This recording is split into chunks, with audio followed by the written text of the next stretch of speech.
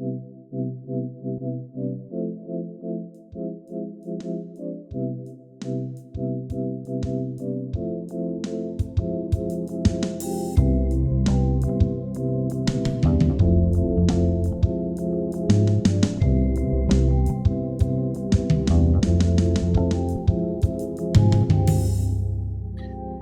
right, welcome back. This is Broken Boys, episode 176. I'm Colin. And I am Mike. And I would like to start off this episode with a sincere apology. In my top 100 of 21 Pilots songs, this week I have made the discovery that I negated to include Never Take It, also Scaled and Icy. Oh, no. Um, Wait, I thought I remember you talking about that and like how it was used during the COVID stuff. I thought I remember you mentioning that. Thought I did, but looking back at my list, I didn't see it there. So, interesting.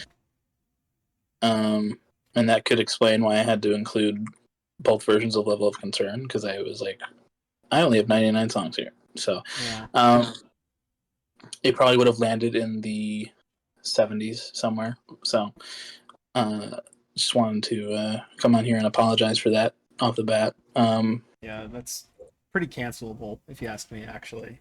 Yeah. But what are you gonna do? Cancel you. I'm gonna start the war. I don't know. The accusations. Hey, we can talk about some more accusations a little later on. But before we do that, how was your week, Mike? Week was fine. I guess I should also apologize because I'm remembering right now in this moment that I think I said that I would compare our scores for this week. Did not do that. But I had other homework this week that I may or may not have done most of like the 3 hours before the pod. So, it's okay. What are you gonna do? Week was fine. Didn't really do too much. Kind of the same old. Working on music, playing Hitman, playing Fortnite. Yeah. How's music going? Fortnite music's going well. Music is also doing okay. Oh wait, what am I talking about? I forgot to write it down. We had a little party, I guess, last Saturday. We just invited a bunch of people. It was mostly, family, friends, and stuff. But had a lot of food here, a lot of sweets here. But I got to see a couple of my friends. I got to see Dane, his brother Vaughn. They were here along with Daniel, and just kind of chill. Though showing Vaughn my quote unquote music setup down here, which isn't really much of a setup, but he wanted to see it. I was showing them. Mostly him, but I was showing him some stuff of like I don't know, because he saw like the ukulele down here. He's like, oh, they're going to be on a ukulele on the EP. And I was like, well, technically there's already a little bit in that song that you already heard. And also the song that you already heard. There's a tiny bit in there. It's just a little texture thing. But I showed him that. I showed them also a sneak preview, I guess, of kind of the bare bones of the instrumental of a song on the EP as well. Still working on that. The party itself was fine. Got to hang out with them for a while and just talk for a while. That's usually what we do, and it was a vibe. We had a lot of leftover food here, especially if a lot of people brought sweets.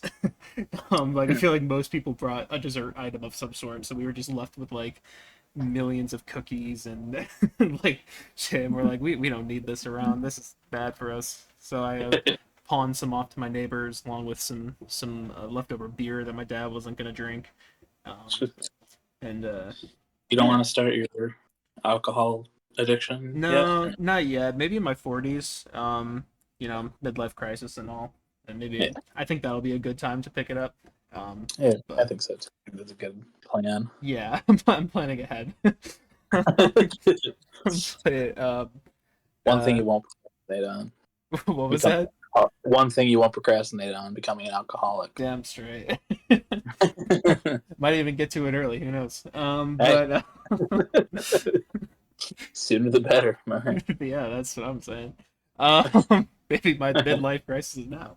But anyways, that's fair. Um, yeah, no, the week was fine. The party was good. Leftover food was good. We still have some sweets here. Actually, there was a lot of soda left over, and I have like probably soda that's gonna be in this fridge down here for like, I don't know, 2 or 3 months. So just gonna chip Good. away at that. Yeah, for sure. Yeah. Um, Other than that, though, like I said, not too much. I went to the movies by myself this week for the Yeah. first time ever. I've never gone by myself before. Went to go Yeah. see Maxine in theaters. I think I did that Tuesday. Yeah, I think it was Tuesday. Um, and did you see it yet? Yeah. Okay.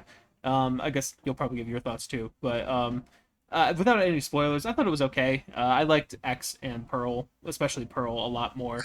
I thought they were more focused and just I cared about the characters a lot more in those two films than I did in this one. I think if someone enjoys, like shitty 80s B movies or whatever, they will probably like this one more than I will, but I don't have any connection to that era, like literally at all. So to me, it was just cheesy 80s. There wasn't really much more to it than that, and it's just not my thing. But there was still some good moments in it. Still worth watching if you're watching the other two, I would say. But yeah, but went to that for. I also realized that was like the first time I've been in a movie theater with like something that has like real gore in it. Yeah. I'm sure you know what part I'm talking about, but there's a moments in the movie where it's just like it reminds you, like, yeah, you're still watching something from the people who made X and Pearl. Yeah. I was like, oh god, all right. I What almost did you? What did was you feel? What did you think about your first solo trip? Was it nice going alone? Or? I don't know, honestly. Like, I didn't really. I know, like, you've talked about before, and I've heard other people say before too that going to the movies alone is kind of like a vibe. But Mhm. I don't know. I didn't really feel the vibe. I just kind of felt like a weirdo walking around the mall alone. But I guess I was probably overthinking it a little bit. But it was okay. Like, I would do it again if I was going to see something that no one else really wanted to see near me. Mhm. But you know, I didn't really love it or something. It was just kind of like, yeah, that I went into the movie and I went out of the movie. um, but yeah, it was okay. Um, and then that was basically it. I mean, today we went to go get my car fixed a little bit. I don't remember. I probably mentioned it on the pod, but my car. I think something broke off of the exhaust stuff or whatever we found out today. But basically, what it was doing, it just made it sound like I pimped out my Honda Civic. It sounded like I was one of those drivers, Yeah. um, which, if I was more self conscious about my car, I probably would have cared about. But I honestly, really didn't care. But we went to go get that fixed today, so I was just kind of sitting in a waiting room for like an hour and a half or so while they did that. Um, yeah, super fun, super great. Um, Not really too much to say there. That was just something that I did today. So, Mhm. Listen to anything? did I listen to anything? I don't think so. Um, no, I didn't listen to anything new. Although I am planning on listening to the new Claro because it's getting really good reviews. Shout out John. John, one of your, one of your girls is getting good attention right now. So, um, yeah, I will do that at some point, but did not do it this week. Um, Yeah. but other than that, though, that's about it for me. What was up with you? Nothing much. Just same old, pretty much. Work and Fortnite, Yeah, the bear and the boys, yeah. and Oh, uh, I thought. Sorry, for a second I thought you said work in Fortnite, the bare minimum. um, yeah, yeah, the bear and the boys.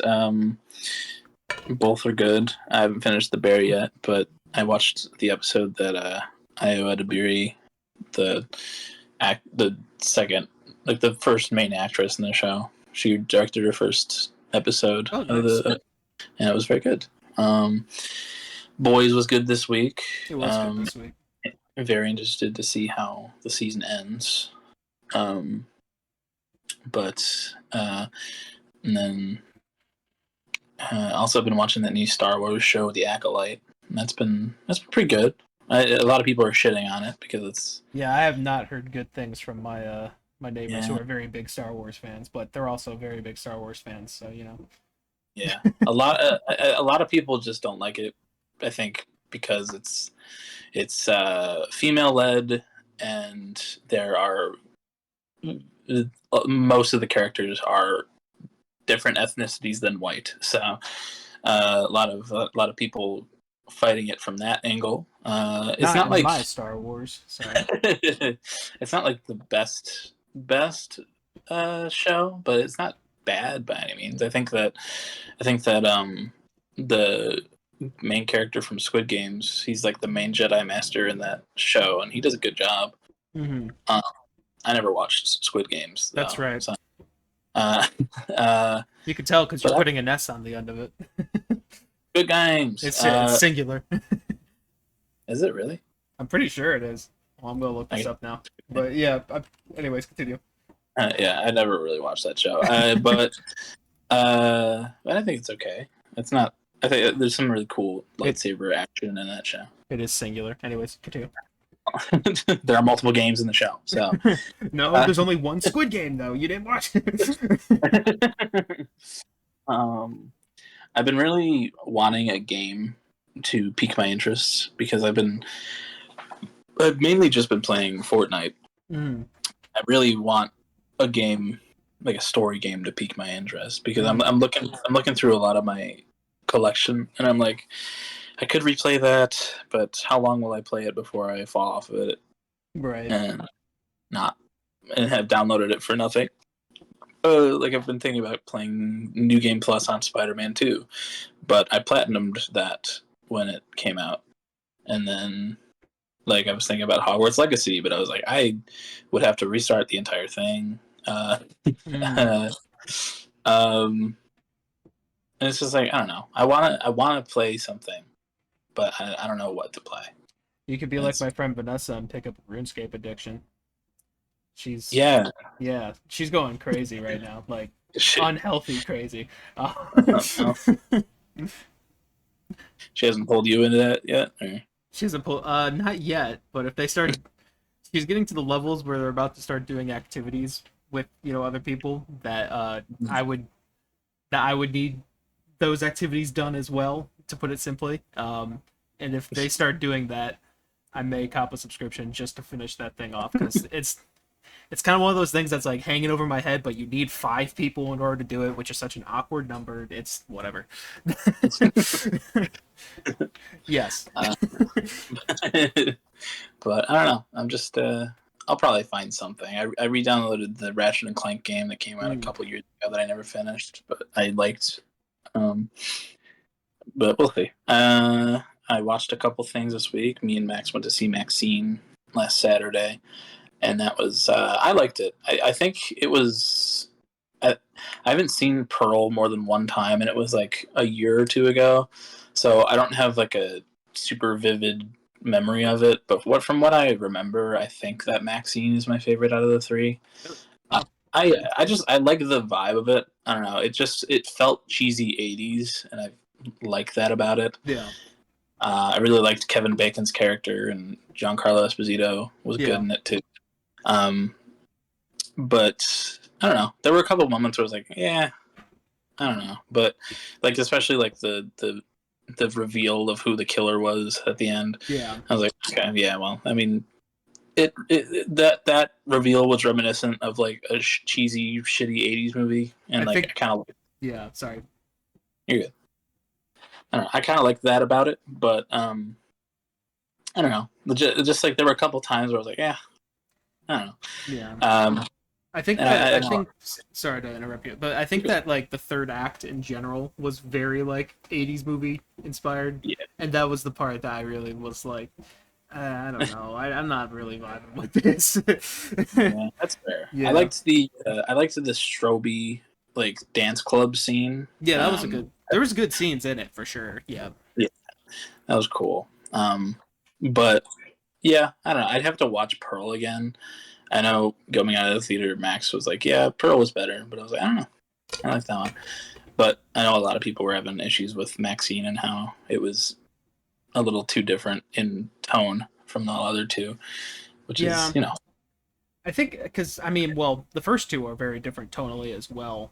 Yeah, I think the main thing I've concluded, which I did say like towards the beginning, but my main issue with it is that the characters in X and Pearl were so good and so memorable, and I like yeah. cared when they were dying, and like that did not happen this time around. And I felt like that was like the one through line a little bit in those first two movies. But I mean, aside from the characters themselves, but like I don't know. Like it was like well written character stuff, and I felt like this was not that. Yeah, I Yeah, feel like at the Hollywood sign, the first person that died. I yeah. don't know. We kind of felt like, oh, you're supposed to care about this guy, but like, You really don't. Yeah. yeah. I mean, even Like, like the other people who died too. It's like there's like one or two scenes of them, and then they're dead. It's like, am I yeah, supposed to feel something about that? I don't know. yeah. I mean, Halsey was in it, Yeah. so that's something. Both her and Giancarlo, I didn't know they were in it before I went to see it. I was like, oh damn, they were just in the opening credits. So I was like, okay. Yeah. But yeah, I thought it was good. But and then I watched Priscilla as well this week, Mm, which is the movie about Elvis and Priscilla's relationship from the perspective of Priscilla. right. Goes more in depth on the age gap and stuff like that. Her being 14 and him being 24 when they started Ooh. seeing each other. Yeah. But Jacob Elordi, who was in Euphoria and in that movie Saltburn, that was big earlier this year. He played Elvis, and he did a pretty good job. I think Austin Butler did a better job as just Elvis in general, but the movie wasn't really about him anyway. Yeah. Um, but yeah, it was just a very uncomfortable experience, the entire movie. Can Um, imagine. Yeah. but it was well done. I liked the performances and just icky. Yeah, I'm Throughout. just. It was just kind of like settling on me right now that like I would have to be almost a whole year older than I am right now, and then dating someone who was 14. I'm like, oh god, what the hell? That is like Yeah. it's even worse when I imagine my own age. Uh-huh. Yeah. Yeah. Like, I mean, it was the fucking 60s, I guess, so or 50s. Yeah. 50s. Yeah. It was the 50s, so like things were different, I guess, but like not that different. Right. And like it was also like her parents were a little iffy about it, but like the way that like it it just felt like Elvis was like using his fame and status to date this teenager, um, this child. Yeah. But it was like I don't know. Her mom was like, "Oh, why can't he just find someone his own age?" And Priscilla was like, "I love him, Mama." Um, Yeah. but yeah, her dad was more just like, I don't know, get good grades and you can see Elvis. I don't really care. Yeah. I was just like, oh, okay. But yeah, pretty icky vibes. But yeah, and then I listened to one thing. I listened to Illmatic by Nas this week, Oh, nice. How and was that? it was good. 90s rap and hip hop, which is something that I'm not super versed on. Me But neither. yeah, it was good. A lot of good flow and lyrics and stuff. There was an F slur in there, but it was 90s hip hop and rap. So when it came along, I was like, whoa! But then I remembered the time it came out, and I was like, ah, well, Low key, I'm surprised it only happened once. yeah, Yeah. yeah. It was only once towards the end of the album, and I was like, whoa, Yeah. okay, all right. But it was good though. Probably worthy of its status. I don't know. I'd have to listen to it a couple more times to really let it sink in. But it was good. I had a good time with it. Yeah. I was looking for albums to listen to, and I went back to that Hive Mind best albums of all time bracket or whatever. Right. And I was like, yeah, I'll check this one out. Why not? Yeah, But, I have a whole list on album of the year of that I'm trying to keep up to date. Trying, about the amount that I'm trying to do a Blurry Face medley as well. It's in the same vein, but it's there. It's updated occasionally. But yeah, my week. That's pretty much my week. There's a new sauce at McDonald's. You can only get through the app. It's a Jujutsu Kaisen branded sauce. Wow. You can get Gojo's special sauce. Is that like, actually what it's called? No. Oh, okay. I was gonna say. I wish it was called Gojo's special sauce. It's like special grade garlic or something like that. It's I don't know. Did you try like the McDonald's sauce a few months ago when there was McDonald's? that? No. Yeah. No, it was like this Asian inspired sauce that it was like a little spicy, but like didn't go well with chicken McNuggets. And like this is kind of the same way. It doesn't feel like a dipping sauce. It felt more like a marinade for chicken. And it's okay. But I was like, and then the day that we got it in the store, we had like you could only get it through the app, so people would come through with their mobile orders and be like 6 sauces, and it's like you don't need that. So. Yeah. I can't wait in like 20 years for some TV show maker to to put a reference to Gojo's sauce in his silly little cartoon show. Yeah, it'll be in Smiling Friends next season. Next season, in 20 years. Next season, like next year for the nostalgia of Gojo's sauce. Yeah. The Jujutsu Kaisen McDonald's crossover. Yeah. But yeah, that was fun. Work wasn't too busy this week. We had a couple crazy orders today. There was one where this person thought we were Starbucks, I guess, and ordered fucking like 6 frappes and like two mochas and a macchiato or something. It was like that came on my screen, and Max was the one making the drinks, and she was like, "Oh my god!" I was like, "Holy shit!" Like that's at least $50 just on drinks, though. Jesus. So yeah, I actually don't know. Is McDonald's like expensive with their coffees? They can be. The frappes are pretty pricey. Like I think a large is like $6 or $7. I think. So. That's more than that meal deal. I know. That's crazy. But yeah, very very fun, very good times. But I'm excited because we're gonna be off for a week and be up at home. Nice. Oh yes. Hanging out with the boys. Mike's birthday next week. Yep. Don't wish me it yet because actually, I guess you can because the episode won't be out till Monday. So I don't know. Yeah. Up to you. I'll do it next episode. Oh yeah, you'll sing for me. Yeah. Can you do like that one Skylar scene from Breaking Bad? Oh hell yeah! Yeah. Happy birthday, Ted. But maybe next week we can convince Mike and John to record an episode with us. Mike and John, you're gonna have to convince me. Yeah, convince you. Vince is down, but yeah. Me. I'm on thin ice these days.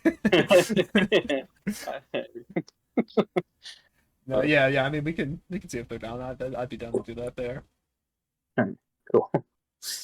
But yeah, as you can tell, I need a break. But it's okay. Yeah, that was my week. Cool.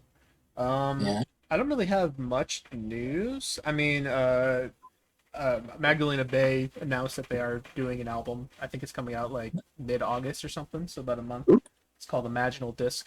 And I forgot to listen to the other song that came out. Damn it. I just remember that right now. They had another single release sometime this week. I forgot to listen. But I think I heard it was good, so. Cool. That's really about all I have written down for news, though. I didn't really catch much this week. Well, Well, there's a Denzel Curry album coming out next week. Oh, it's next week? Okay. Yeah, it looks like a collab album, but hey, could be good. I like Denzel. Good stuff. Last, I think, Saturday or Sunday, Tyler Joseph retweeted a Drew Gooden, the AI video that he put out. Yeah. I was like, oh, okay. I rewatched that video the other day, like, just like imagining Tyler Joseph watching some of these bits. It's kind of funny, but yeah. That was a good video. It is a good video, yeah. But I think it was brought on by the fact that Tyler retweeted a bit of click art that was, I think, found out to be AI generated. Damn. So, and then he was like, yeah, gotta backtrack on that one. Yeah, it was like, no AI for anything or something like that. Yeah. Show proof of work, please. Yeah. But, yeah, that was cool. That was cool, though, because, I mean, Tyler doesn't just tweet out things like that. Like, No.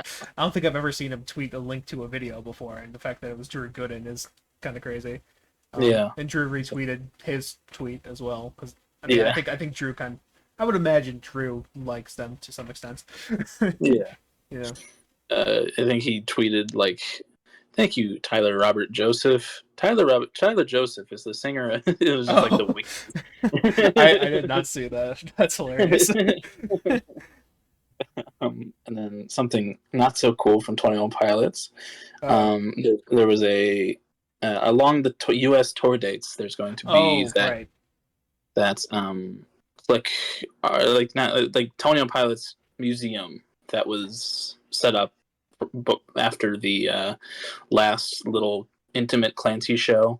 That was free, that people were able to go to. And now the boys are charging $150 for entry at this along the tour. Not coolest. Yeah. I was like, if it's reasonable, maybe. And then I saw that it was $150, and like you get like merch and like a laminate and like special access to merch prior to the show and stuff like that. But it's like, this was free. This was free, man. Why 150? Like 75 maybe I can feel is reasonable enough. 100 is pushing it, but 150 is a little much. Yeah. I honestly have mixed feelings on it, because I totally do agree with what you're saying, but I also do think we don't exactly know the extent of traveling with something like that. Like, it probably requires an entire team just for that. And like, it is limited tickets as well. I think, I don't remember what the number was, but it was like pretty small. It was like 200 or 300 or something like that. Which to me, that amount, times 150 or whatever, sounds about right for, traveling with this thing and, the things that they're bringing with it and, all that. And then making, slight profit on it as well for reasons. But, I do agree, though, at the same time, with it being $150 and then them also, like, really didn't they only announce it, like, a few hours prior? Yeah, it was like a couple hours, and they were like, "It'll be available 1 p.m. your local time." Yeah. If I had time to save up for that, that'd be cool. Yeah, and I think that does somewhat take advantage of, what's the word I'm looking for? I guess like sporadic spenders. Someone who will just drop money on something and then think about it later. Yeah, I think there's definitely a lot of layers to it, but I don't see it necessarily. I mean, Mark from Real Bear Media, I'm not sure if you saw, but he was making some tweets about it, like just kind of talking about the thought process behind the price tags and why it was the way it was. But, I do still think it was a little unintentionally gray area on both sides, a little bit. Maybe not on both sides. I meant more from like their angle, a little unintentionally gray area that they were doing. Yeah. I don't think it was 100% greed, but it is quite a bit to ask in a short amount of time. Yeah, no, it's not like I saw some people saying it's like the Taylor Swiftification of 21 Pilots, and I'm like, it's not that. It's not to that extent. No. Uh, I wish we were getting that much music from 21 Pilots. for sure, but that also takes for the quality, and I'm good on that. But yeah, I don't know. It's just I saw that and I was like, man, if I had the money, I'd do it. But I'm not dropping $150 to see some stuff that I could see online. I guess like Yeah. there's a lot of stuff is cool to see. Like there's like official CDs of Regional at Best and self-titled and like old merch and stuff that they've worn. But it's like I don't know. It's Right. nothing that's worth $150 to see for me, really. Yeah, and also I do wish there was, because I was also seeing some people defend it by saying, "Oh, you're getting like all these items and like signed items and stuff too for the $150." You know, if that's the case, maybe there could have been a smaller ticket that doesn't include those items, but Right. you can still see the free tour that they saw in Columbus. You know, Yeah. it's I don't know. It like I said, I have mixed feelings about it all around. I don't know. Yeah. Yeah, I can see the things that you were saying, but it's just I don't know. It was a little sad, but A little, yeah. what are you gonna do? But I don't really have any other music news. We got that new Childish Gambino dropping next week as well. Oh, it's next week. Damn.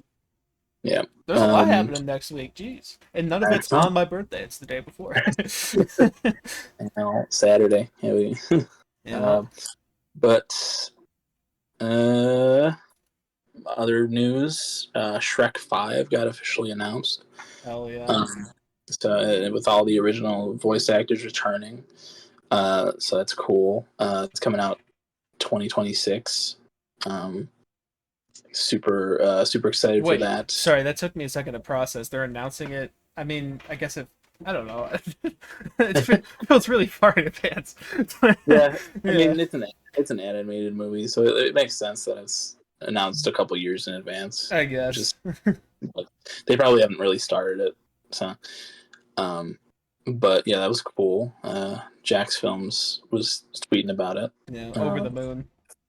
yeah, he better get special tickets because Yeah, that Emoji man, Movie all over again. yeah, that man has been marketing that movie for years. Yeah, probably like 5 years. I want to say at this point. Speaking of YouTubers, though, I mean, not really a YouTuber, but a streamer, Sketch. Oh yeah. Um, there was a situation this week where some person found old OnlyFans content that was it was gay porn OnlyFans stuff that was that had a person that slightly looked like Sketch. And when I first saw it, I was like, I mean, it could just be a lookalike. And it kind of looked like him, but I wasn't like. And if it was him when I saw it, I was like, I don't. Who fucking cares? Right. But it became like a big fucking thing.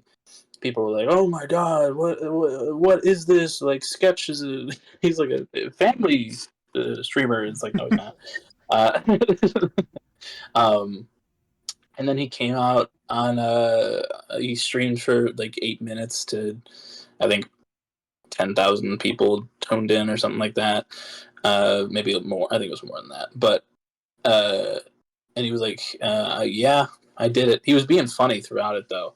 I did not have sexual relations with that man. Right. Maybe Yeah. just kidding, I did. Probably. That shit killed me. Very funny. It just like the whole thing stemmed a lot of like crazy homophobia that I was Yeah. like, holy shit, man, this is ridiculous. He didn't. People are like, oh, he lied to us. He didn't tell us about this. It's like, why did he have to? Yeah. What required him to tell anybody about his sex life or what he did for money back in a couple years ago before he was even big online? Like, who gives a shit? And then like he had people like Sneeko um, coming out and being upset with them, and it's like, Sneeko, you are the last person to be saying Yeah. shit. Uh, And it's just like, yeah. But he talked about the fact that like if that news came out, his plan A was to just kill himself, and that's like devastating. First off, it's like to be driven to something like that. Yeah. People online is awful. But then also it's like the other side of it is like people who like, I don't care if he's gay, he's still like a great streamer. It's like, what? Who cares if he's gay? Yeah. Like, it doesn't fucking matter. It doesn't take away from anything. Yeah, I'll be It's not. honest. Oh, sorry. Go ahead. I hate gay. No, I'm kidding. Sorry. That's bad. I'm sorry. I had never heard of Sketch before this. Like Really? at no, I straight up have never heard his name before this whole That's thing. crazy. But from what I was seeing is that a lot of his fan base is like, sports heads and like, Yeah. manly men, as they would like to call themselves. And like, that's like, from what I'm seeing, that's the reason why this gets blown so far out of proportion or whatever. Yeah, he plays a lot of Madden on stream, and it's Yeah. like, it makes sense that the toxic sports fan base would be upset about it, but like, just it Yeah. felt really weird that in the year of our Lord 2024, that like people are still fucking blown away when someone is found out to be gay. It's like, who gives a shit, man? Yeah.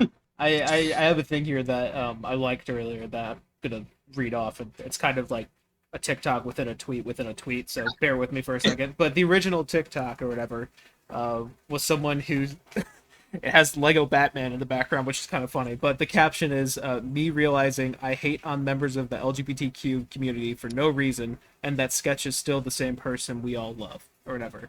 And that has 103K likes. Yep, on TikTok. And then someone reposted on Twitter saying, this is insane that people are actually learning empathy from this now, because this is the first, like, gay person they're being exposed to that they knew beforehand or whatever. And then someone else replied to that with a really good tweet that I liked, saying, not to be a nerd, but this is why representation is important. And it's true. It's saying, like, Yeah. people that just seeing, gay people exist and, like, seeing them in media and just knowing, hey, they're not this evil spawn of Satan trying to, confuse your kids or something like that. They're just people living their lives. It sounds simple to us because we know that, but like to people who aren't exposed to that at all, it's why it's important. Especially getting exposed to that at a young age too. Just knowing gay people exist is not going to kill someone or, turn them gay. Right. Yeah.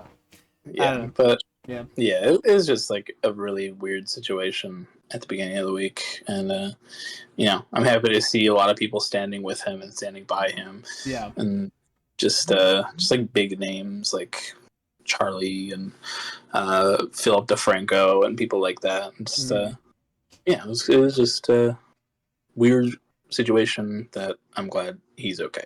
Yeah. But I'm surprised you hadn't seen. He was all over my For You page earlier this year. Yeah, never heard of him. I also don't really keep up with modern Twitch or streaming in general. Like obviously I know like I Show Speed and like Kai Sanat by name. I know them by name. I know I Show Speed a little bit more by personality. Like I think Jinxie is my other Jinxie. somewhat exposure. Yeah, friend too. So. Oh, he's a friend of Sketch. Okay. I think that's literally like if I were to tell you like new younger streamers, those are the three I could name off. Guys, not I Show Speed and Jinxie, and I guess now Sketch too. But yeah. I mean, I don't really either. But he was just all over my For You page, like the "What's up, brother?" that kind of thing was all over. Oh, that was him. Mm-hmm. Oh, I've heard people doing that. I didn't know that came from him. Yeah. Yeah. Yeah, that was Sketch. He was big at the beginning of the year, and he was making everybody laugh and everything. It's just like just the homophobia surprised me a lot. Yeah. Probably shouldn't have surprised me, but hey. Yeah. That's the year of Bravo. Sure. But yeah, that's about it. News wise, just Yeah. Cool. Well, I forgot to mention it at the beginning of this episode, but this is a themed episode. Sure. We're doing a little tier list, one that we've talked about doing like a couple months ago, I think, and then I was like, hey, maybe we should wait for the other like 14 videos that are about to be added to this before we do it. And you're like, yeah, that's a good idea. Yeah, here it is though, at least on our end, the long-awaited 21 Pilots music video bracket. Sure. At least for me, I did my homework, like I said, mostly before this podcast, but a little bit 2 days ago, I think. And I rewatched all the 21 Pilots music videos, just to prepare myself, and so I can give accurate opinions of myself. Well, that's a sad one to start on. Sorry, but we're yeah. We love this band, and they just did a whole bunch of music videos, so I think we should highlight some of them. For sure.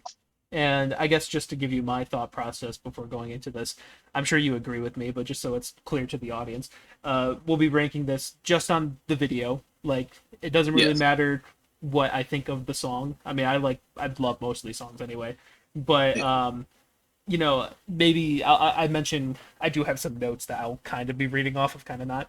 I do mention sometimes like it working well with the music video. That's a different thing. Like if the song and the music video work well together, but the quality of the song itself is not really in regard for me here. So yeah, me either. I did my homework I think yesterday. Yeah. So yeah, it was actually a little bit longer of homework than I realized. I was like, they have quite a few. Yeah, I was doing I was watching them, and like I was just laying in bed for a couple hours. I had watched like a video essay prior to starting this, and then I looked at the time, and I thought it was like maybe 1 or so, and it was like 2:30, and I was like, whoa, Yeah. where am I? But yeah, it was lots of videos. So there's 40 here. So Cool. All right. Alrighty. Start off this bracket here. We have Jumpsuit versus Level of Concern.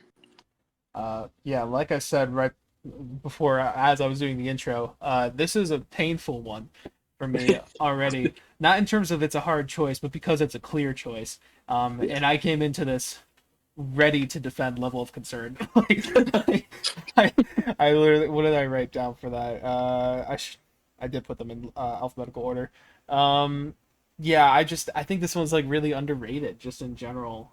Level of Concern. As much as I don't want to remember the COVID times, I can make an exception with this one. I think the concept is great. Them mailing like a flash drive to each other, and then that reveal at the end is so funny. That they just live next to each other in the music video. Yeah. So they just, it's dumb, but it's funny. That's their best type of humor. It's got that DIY factor, showing the lives of their families. It's cute. But Jumpsuit, iconic as hell. Yeah. I don't want. I'm going to talk like a little bit on this one. I won't do this for all of them, but I did mention on this one though that there's just so much iconic imagery in this one music video alone. We have the beautiful location of Trench/Iceland. We got Clancy waking up in that stony river, iconic. Nico in that red robe riding a white horse through said river, so cool. The Banditos and Torchbearer on top of the large hills. You got Nico finger painting on Clancy's neck. And you got the Banditos throwing those yellow petals on Clancy, and then Clancy, attempting to escape from the horse. Like it's just a work of art. Like the colors are so good in it, the concepts are so good, and like just this one video just spawned so much like lore and passion in this fan base. Yeah. Yeah, okay, I'm done talking. It's Jumpsuit for me, but Yeah. Yeah, I do love the Level of Concern video. I think it's very cute and very funny, very their humor, which I love. Seeing Baby Rosie is always very cute, and also insane to see how big she's gotten over the years. Yeah. But like the whole segment with Josh and Debbie decorating Josh's little drum area with like the stars and the neon stuff. It's my picture. Just Yeah. it is. It is. I love that video. It's very cute, very them, very the bright side of COVID kind of things, and I just like the idea of it very much. But that jumpsuit video is very iconic. It is. I will never forget waking up on September September July 11th. July 11th, 2018. 6 years ago from yesterday, actually. Oh Um, Jesus. Ugh. and and seeing that a couple new songs and a music video for Jumpsuit, and this video is absolutely gorgeous. All the stuff that you brought up, the iconic imagery that really spawned in the really just the intensity of like the lore and what we were going to be getting and stuff like that. It's really beautifully shot. The colors are fantastic. It's one of my favorite videos of theirs just to go back and watch. And I'll never. I watched it a good bit because it's just so good. And yeah, but I love Jumpsuit, really good. I also love Level of Concern, really good. But Jumpsuit's just good in a lot of different ways. Yeah. So, This is sorry, always, Level. yeah, sorry, level of concern. This is always the saddest part of these brackets when something good that I'm willing to defend just gets trampled round one. It happens quite a bit. Next up, we got Chlorine versus Snapback. Yeah, here, you give your thoughts first because I gave the whole first. I think Snapback is a good video. It's one of those that's like, yeah. After seeing the stuff that's they did for the Paladin Straight music video, it makes sense that this one had to be filmed in a garage. But I don't think that takes away from it. I think it fits the theme of the song very well. I love the bit where he's talking to himself in the mirror, and those shots back and forth between bald Tyler and haired Tyler. Yeah. But it's a good video. The Chlorine one though, it's just I really like the feeling of it. Just going back and forth, finding more chlorine for the pool for Ned. Also the introduction of Ned. Yeah. And going back and looking at it, Ned didn't look too bad. I had the same reaction. I was like, I remember him looking worse than this. Right. Yeah. I was fully expecting it to be like really bad editing, like not really bad animation, but I was like, huh, this isn't as bad as I thought it was. Like it's a little clunky, but it's not too bad. Yeah. And I like the shots of Tyler and Josh, mostly Josh pushing that tank up the hill. Yeah. And like the shot and like the part of the video where Tyler's running up to the camera and singing like the super soulful part of Chlorine. Beautiful. And I love Tyler's shirt in that video. Really good shirt. Yeah. But yeah, I like the Snapback video, but Chlorine is better in my opinion. Yeah, I pretty much have the same reaction to you. I mean, Snapback is like the most DIY of the DIY videos that they did. It's very bare bones. But apparently the first one that was shot, probably because, not too much had to go into it. But yeah, I mean, Tyler shaves his head in this one, so it's got that going for it. Yeah. But it is mostly just him kind of sitting in a chair. I think it matches the disassociative like vibe of the song that I've at least associate with that song. It has the same feeling that the song does, but it just doesn't really do all too much. Meanwhile, Chlorine does quite a bit, like you were saying with introducing Ned and the whole concept of bringing him the chlorine. It's all good stuff. They're in Australia for this one, and there was one shot where you could like see down the road, and I felt like such a nerd because I'm like, I can actually tell this is just Sydney, Australia, because of my GeoGuessr. But yeah, it's very nerdy. At least I'm pretty sure it's at least near Sydney. It's in New South Wales. Anyways, but yeah, even despite Ned looking a little clunky at points, like the whole concept of the video is so cool, and I love the lighting in that whole last section in general, with Yeah. him like in that empty pool and everything too. And Yeah. the whole metaphor of Ned in that music video is also great as well. You know, sometimes it's easy to forget about that, but you know, the whole reliance on his creativity kind of harming him for his music. Um, Yeah. it's just this cool cycle that works really well, and yeah, it's just a really good music video. So yeah, chlorine. Yeah. Ned is also kind of like a Nevermind baby when he's in Exactly. the pool. So that's another point. Yeah, why didn't they Uh, give Ned a dick? he should have, honestly. You know, well, maybe we can convince them to do that someday. Maybe next era. Yeah. And next up, we got Truce versus Backslide. Mm. Two music videos that take place in a street, which is a very Yeah. common theme with them. Great. Um, yeah, I mean, this is like one of those moments, like I said, not taking the song into account. But Truce does have a really nice music video, actually. I really do like the colors in it. I like that weird shirt Tyler wears that looks like those '90s cups. I don't know what to call those, but you know what I'm talking about, right? Yeah. Yeah. He just looks like so like childish and innocent in it. And I think it matches the vocal performance of it. And just that whole thing of the piano being in the middle street at night is just kind of a vibe. I don't know.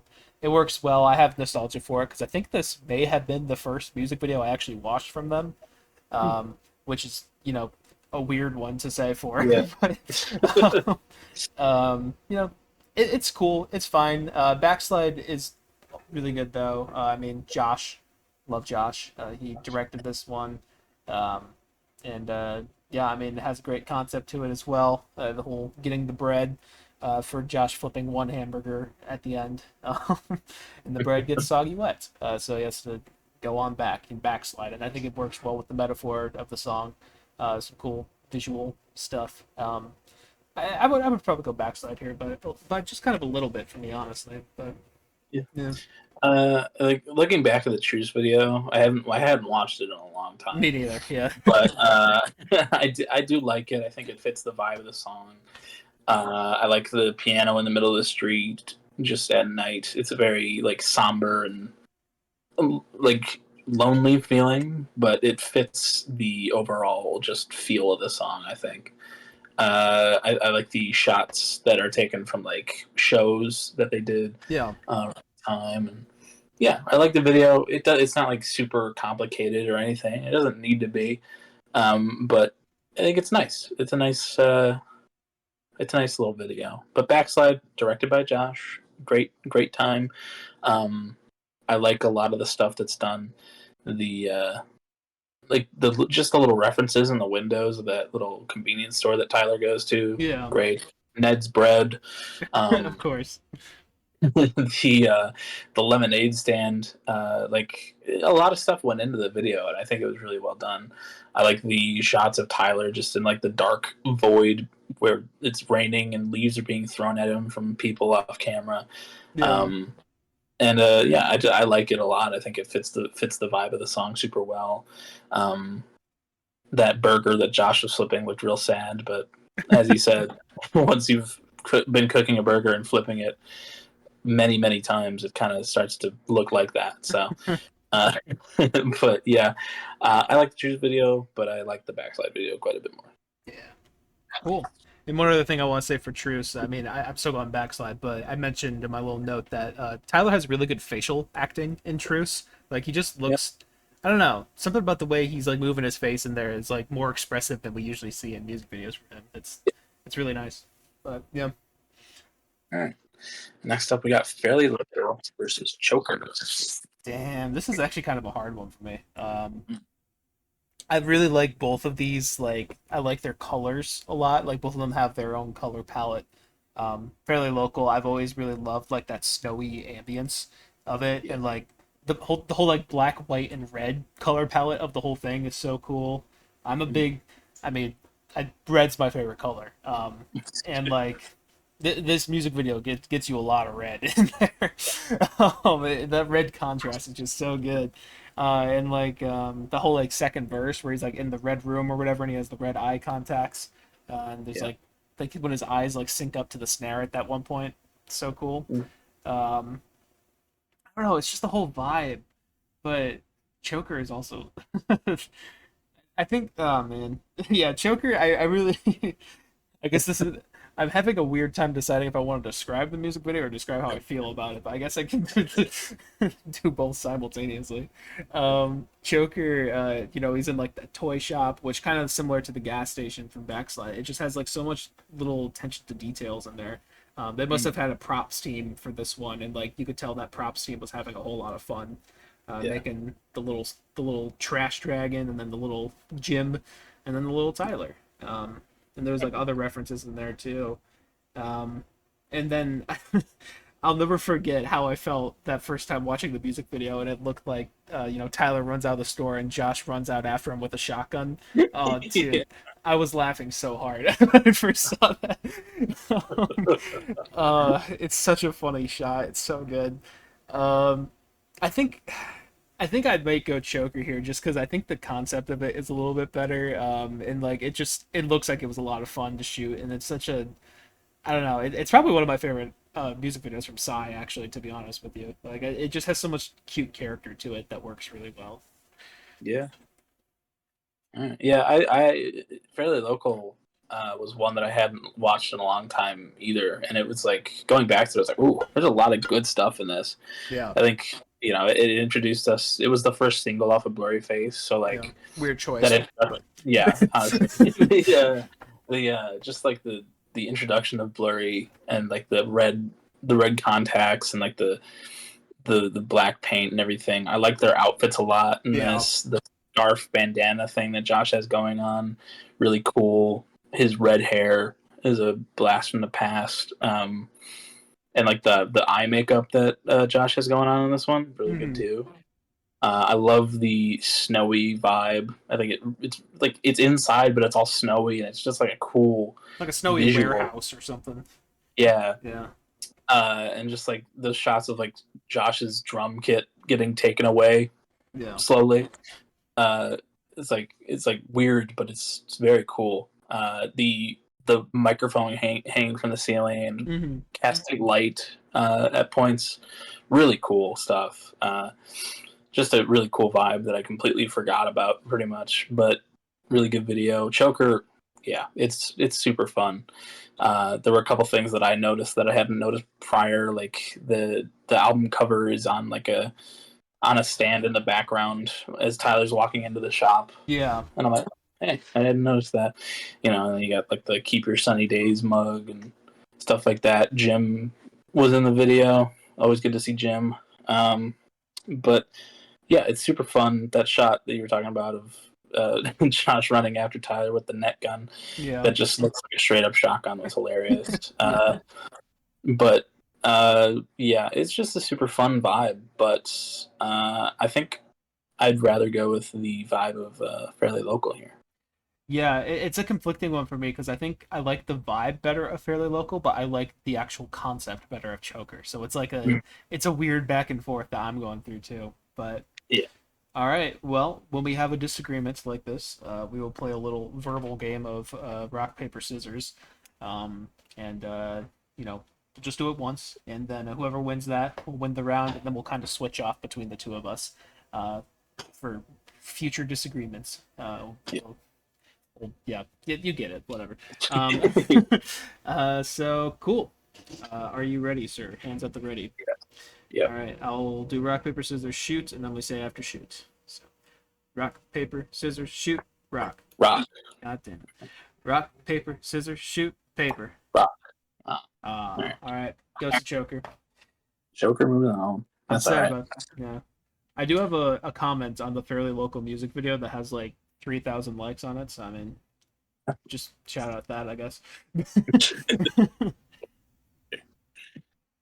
What the fuck happened? What are you doing? There we go. There I am. All right. Ooh, Next up, fancy picks. We got Oldie Station versus Overcompensate. got double O's here. Do we?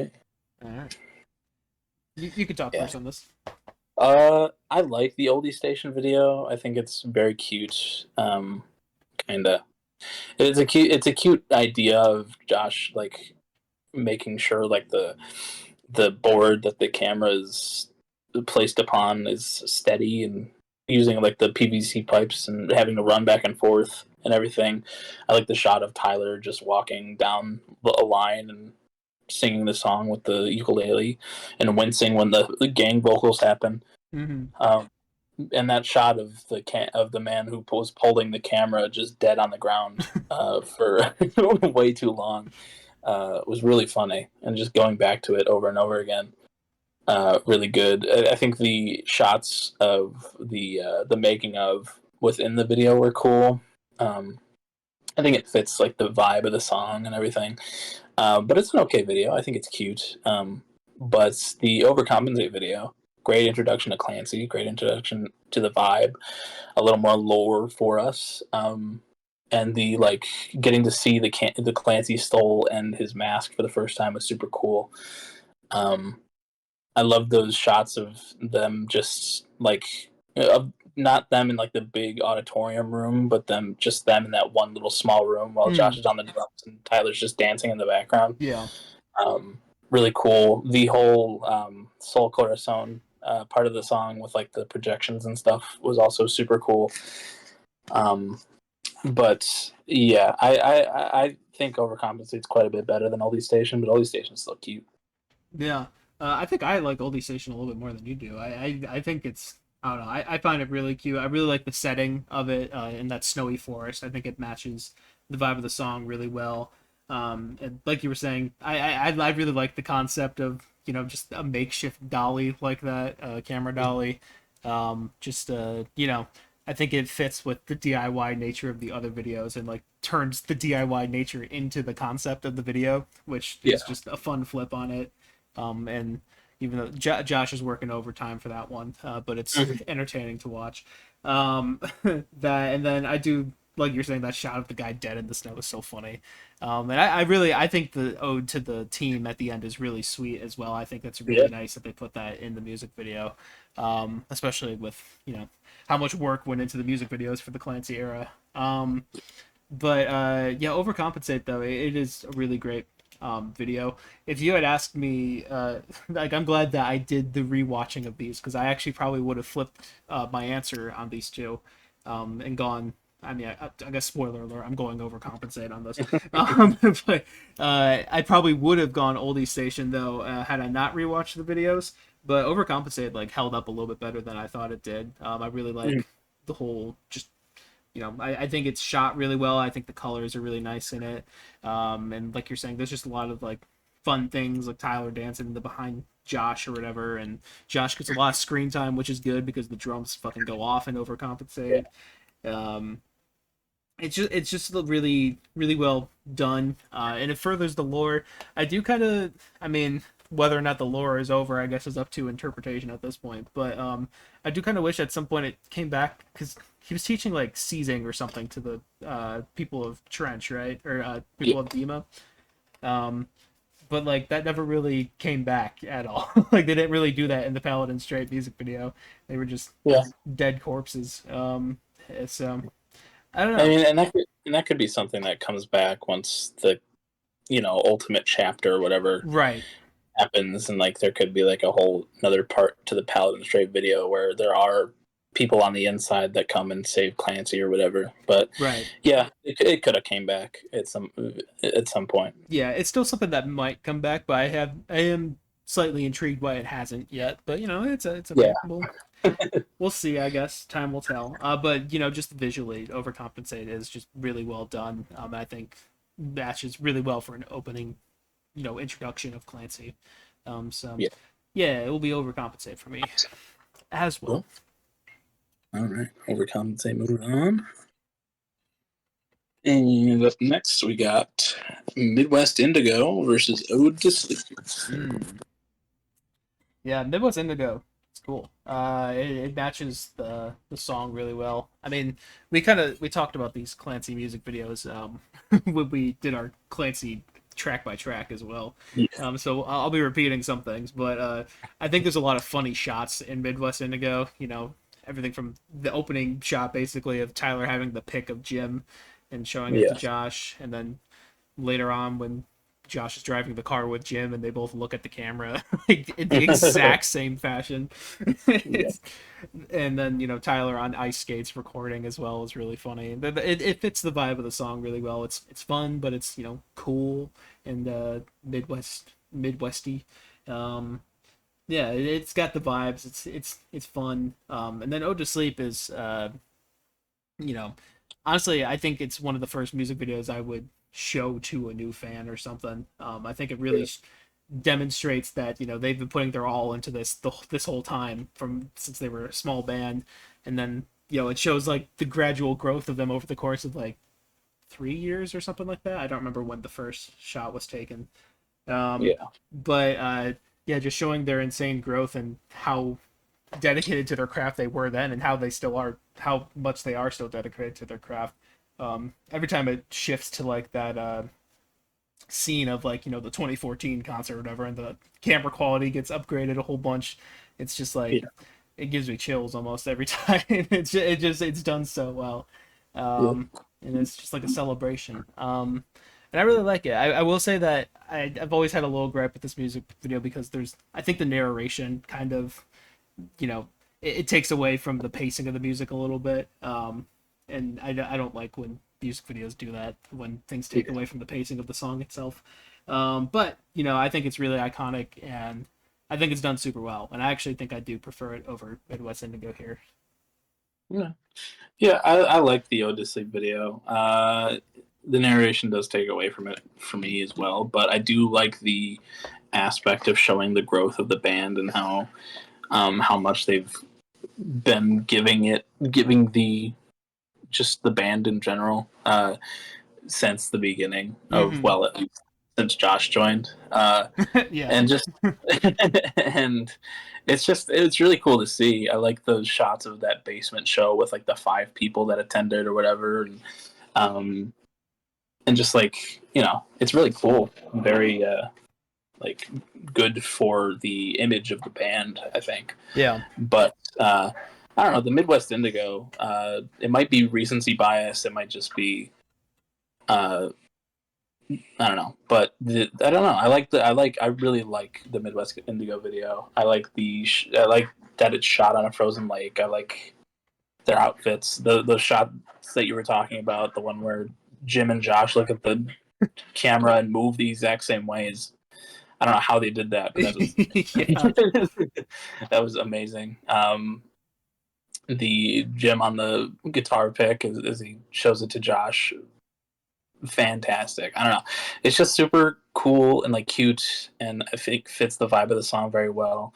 Tyler skating on the ice, getting shots of Josh on the drums. Jenna and Jordan getting a little appearance in the video, very cool. But I don't know, I like the Midwest Indigo video a lot, and while the Ode to Sleep one is iconic and like does a lot for the image of the band, I think that I prefer the vibes of a Midwest Indigo. Completely fair. Cool. Well, you win this one. You win this one, Colin. Thanks. Yeah. Damn it, I did it again. Oops, I did it again. That's There we go. Midwest Indigo. Did it get the vote? Yeah. Oh, okay. Cool. All right. Next up, we got 2 vessel picks. We got Car Radio versus Guns for Hands. I think Guns for Hands is a very interesting video.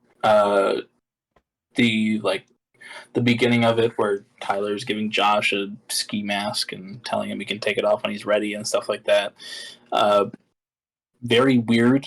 I think that they were going for a vibe that, like, I don't know if it succeeded or not, but I think it made for an interesting time. The duct tape over their faces towards the end of the video was another interesting thing. I like it. I think it's cool. I think it adds like a cool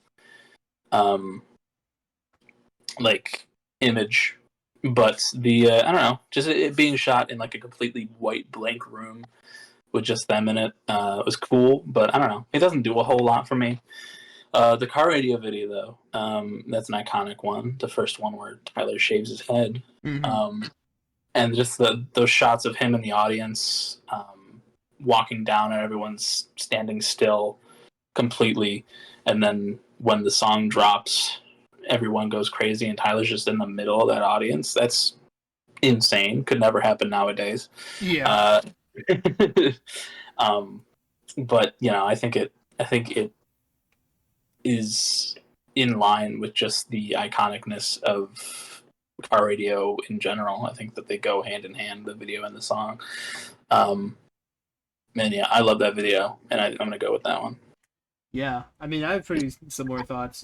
Guns for Hands. I mean, for a video that is shot in a blank white room, I was surprised at how much like variation there was in the shots. Like, I was still like interested watching it again for like Yeah. this is one for me that I haven't watched in like so long. But it was still interesting, despite them just being in a white room, which that's pretty commendable in and of itself. And then I like the part where they are taping their faces too. It adds a cool visual layer to it. But yeah, I mean, like you were saying, car radio, completely iconic. Tyler shaving his head in this one, for the first time, like you said. Yeah. And I think it just matches the song really well too. It matches that melancholic feel at the beginning, and then like as it starts turning into hype dance pop a little bit towards the end, with him being in the crowd, it just fits for that. And I also love when crowd surfs back onto the stage, and then he does like the whole screaming part with the mask on and everything. I love how it looks when he's pulling at the sides of the mouth or whatever, and when he's screaming, just looks so good. Yeah, it's iconic. It's one of their best, honestly. It's simple, but I mean, in some ways it's simple. I'm sure doing that with the crowd had a lot of luck in the element there. And I don't remember if you mentioned, but the one guy dressed as Waldo in there is always really funny to look Oh at. yeah, I forget about that. I see him every time, and I'm like, that's just. Did he know? Like, how did he know? Does he know? But yeah, it's a great music video. Like, it's definitely better than Guns for Hands for me. So. Yeah. I also love the shot at the end where he falls off the stage. Yes. Yeah, I forgot to mention that. Yeah. All right. Cool. Cardio moves on. And up next, we have two more. Clancy pick. We have the Crazy Janice version. At the risk of feeling dumb. Yeah. Yeah, Craving Jenna's version. Watched that again today. Almost cried. Didn't do it. Was very close. But I do love how this is. I wrote down the note that like it's kind of like the Ode to Sleep music video, except for Tyler and Jenna's relationship in some ways.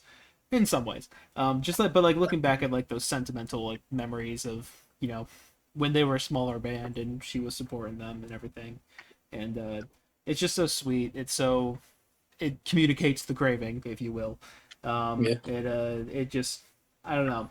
It really just shows that level of love and dedication on both of their ends. And I think it's just really sweet watching it. And it makes me tear up because I'm a little pussy bitch. It's okay to be in touch with your emotions. No, it's not. That doesn't make me a real man. I've been watching Andrew Tate recently, actually. I'm kidding. Oh, really? I'm kidding.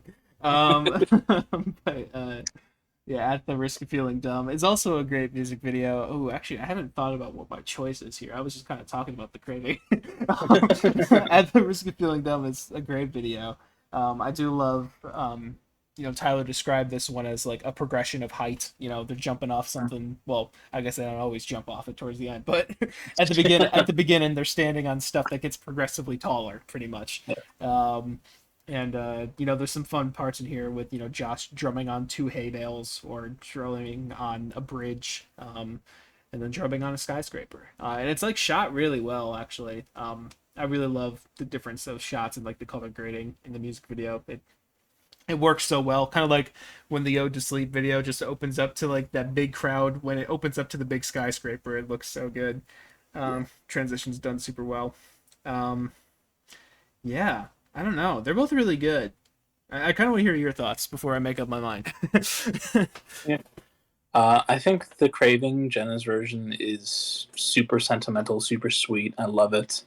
I think it's kind of funny that interspliced with the song that's about Tyler and Jenna and how much he loves his wife and everything. There's a lot of shots of just him and Josh, which I think is very funny. Yeah. But I do think it's very sweet.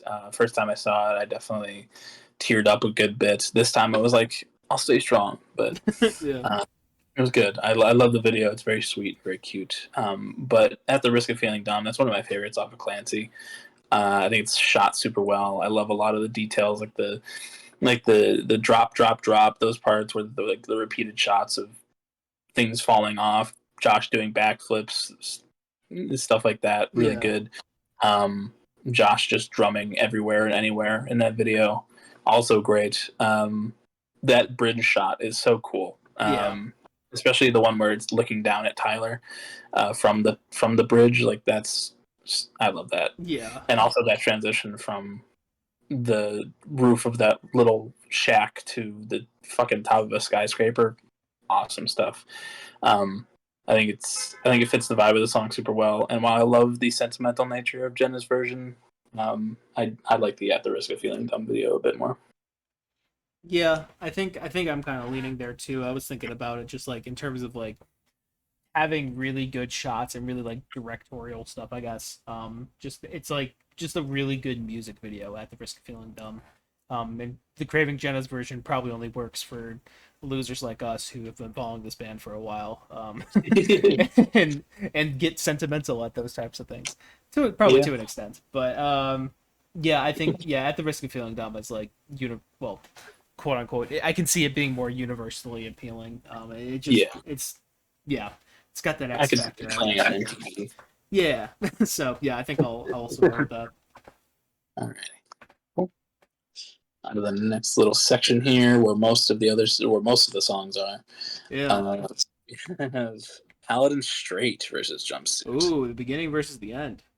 Yeah, that's an um, interesting one. yeah. You can talk first on this.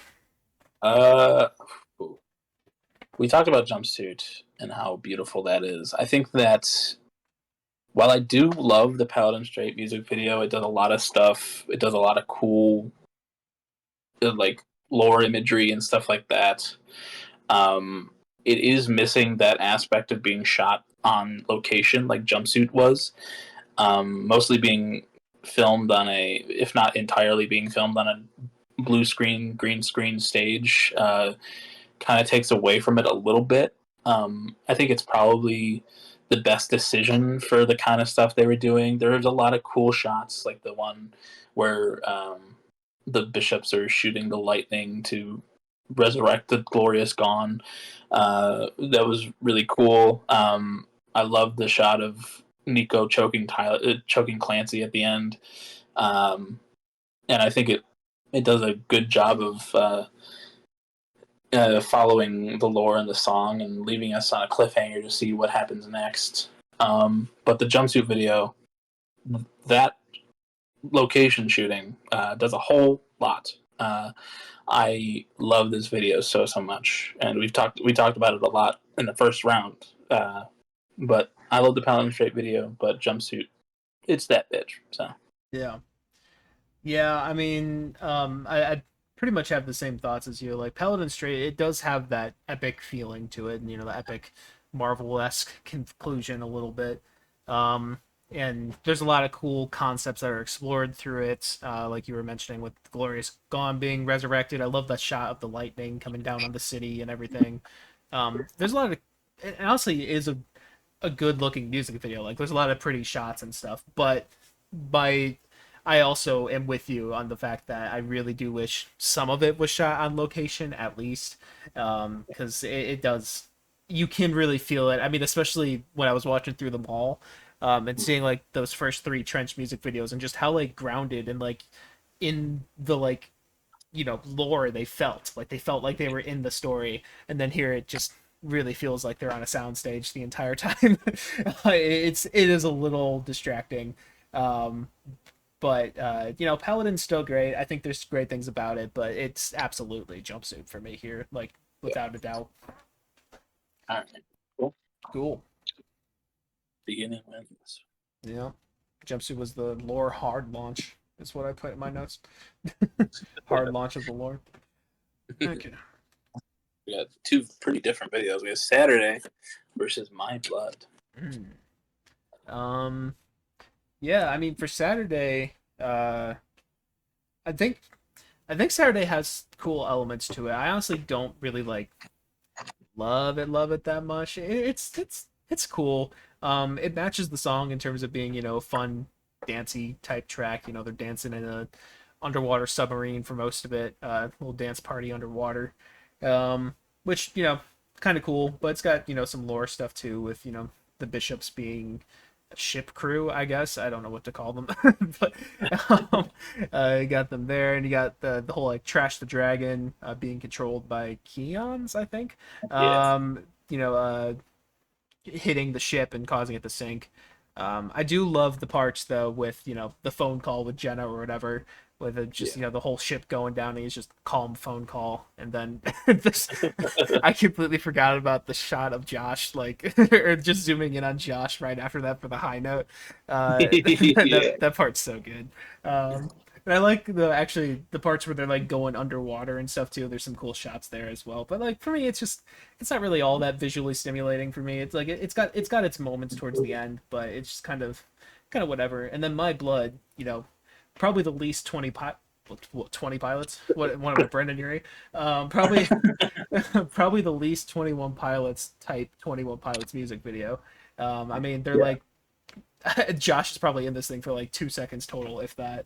And Tyler's like 5, if that. But I really love the story this one tells, though. It's their most narrative music video, at least in terms of not lore stuff. And it has a good story to it. I think it's shot and edited really well. It's paced really well. I think the actors do a really good job at it too. It's just a cool little story that works really well as a music video. So for me, it goes to My Blood. I think it's a lot more, I guess, enjoyable to watch. I don't know. Yeah. I don't know. I think the My Blood video just is too not 21 Pilots to make it one that I like that much. It doesn't really fit the vibe of Trench for me. It's completely fair. Yeah. I think it's cool. I like the narrative of it. I think I like the aspects that are reminisced upon within like the navigating video that we'll get to. But I don't know. It felt like a music video by another band, and it just I don't know. It's fine, but it's not my favorite by any means. But I do like the Saturday one quite a bit. I think it's very fun. It fits the vibe of the song super well. The backing band that was with them throughout the Psy era got their time to shine in that video, and the submarine. I forgot to mention that too. Yeah, thank you. I mean, they died. They died, but it's okay. They were swimming at the top. Oh yeah. At the end, they were swimming there. But I think it's very fun. I like the dance on a submarine. I think that their outfits are very interesting with like those clear raincoat type things. Tyler's pink hair got time to shine as well. And that phone call that you talked about, super cute, super fun, and silly. And then Josh's high note. But also, like, while Tyler's on the phone call, Josh is trying to, like, patch up the ship with just yellow duct tape in the background, and that shit is so funny. Yeah. It feels very them, and it fits the vibe of Scaled Nicey a lot more than I think My Blood fits the vibe of Trench for me. So I like the Saturday video, so I'm going to go with that one. All right. But I know it. Cool. Yep, I will win this one. My blood goes on. That sounds like really deep. My blood goes on. That's like a Game of Thrones quote or some shit. Yeah. All right. So we got another 2 Clancy picks. We got Next Semester versus Routines in the Night. Ooh. You talk first on this one. Okay. Oh, sorry, I didn't mean that like in order, but No. I like both of these videos a lot. I like the feel of Routines in the Night. I think it fits the vibe of the song super well. I like just the empty house that they probably Airbnb'd for this video. The shots in it are super cool. Like the one of Tyler just like crisscrossed in front of a closet full of bishop robes. Yeah. Josh in that room with the bishop right behind him. Super cool stuff. And like Tyler's dancing throughout, and the like the shot of him with like the red contacts on the staircase was super cool as well. I think it's a super good video. The next semester one though, I love the vibe of it. I love like the small like punk show little like aspect of it, as well as like the shots on the street where he's jumping out of the way of the car. I think that it fits next semester like perfectly. And yeah, I don't know. There's something about the next semester one that I super love. I also love when they bring in the audience for videos like this. I think it just shows how much that they care about the us. But yeah, I like the Routines of the Night video, but next semester I think it takes the cake for me. Yeah, I have pretty similar feelings for you here. Routines of the Night, it's a song that sounds like it's off Blurryface, and then the music video looks like it's from Blurryface in ways. Like, it matches really well. I like all the things you were talking about, too. So just want to mention, Josh drumming under the stairwell is really funny. Yeah. I always love just how sad he looks doing that. It's kind of funny. But there's a lot of cool stuff going on in it, but it's just kind of an all right one for me. I kind of forget about that music video a little bit, but it's got cool stuff going. But I agree that next semester has a lot of cool things going, and in fact, I think it complements the song really well. With it's probably like their most like literal music video, except for like maybe like Stressed Out or something.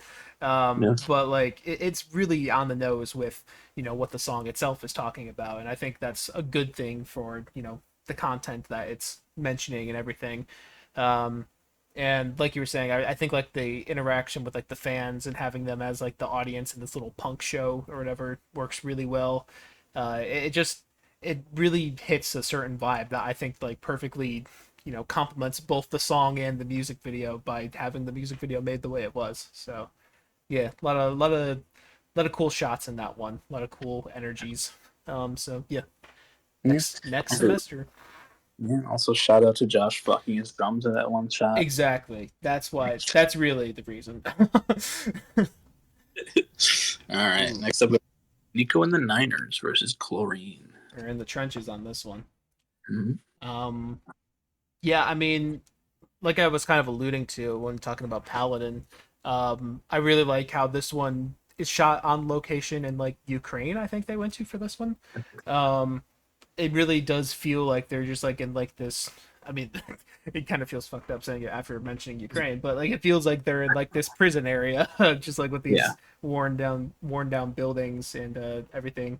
And I think there's a lot of I kind of had this thought that I never really had before for some reason, but like Jumpsuit really like grounds you in Trench. This one really grounds you in Dima, and then Levitate really grounds like the vibe of the Banditos together. Like it's kind of like the trifecta that they make a little bit here. But like just showing the inside of Dima in this way, I think is done super well. It really does a lot for the imagery of the story that they're telling, and just like the city itself. I really love the shot of Josh the Torchbearer and the other Banditos walking down like the I don't know what to call it, like the sidewalk or they're like in between the buildings, but they're holding their torches up or whatever, like lighting up the pathway. Like people are looking at them through the windows and stuff. Like there's a lot of cool little stuff like that in here. I love the little band performance they do and the handshake and everything. Putting on all the gear. It's got a lot of cool stuff to it. And Chlorine is also great. And once again, I just kind of started talking. I didn't think about which one I like more. I'm doing that a lot. I just like talking about music videos, okay? I might. How about you talk again? I'll come back to me. All right. Sorry. Yeah.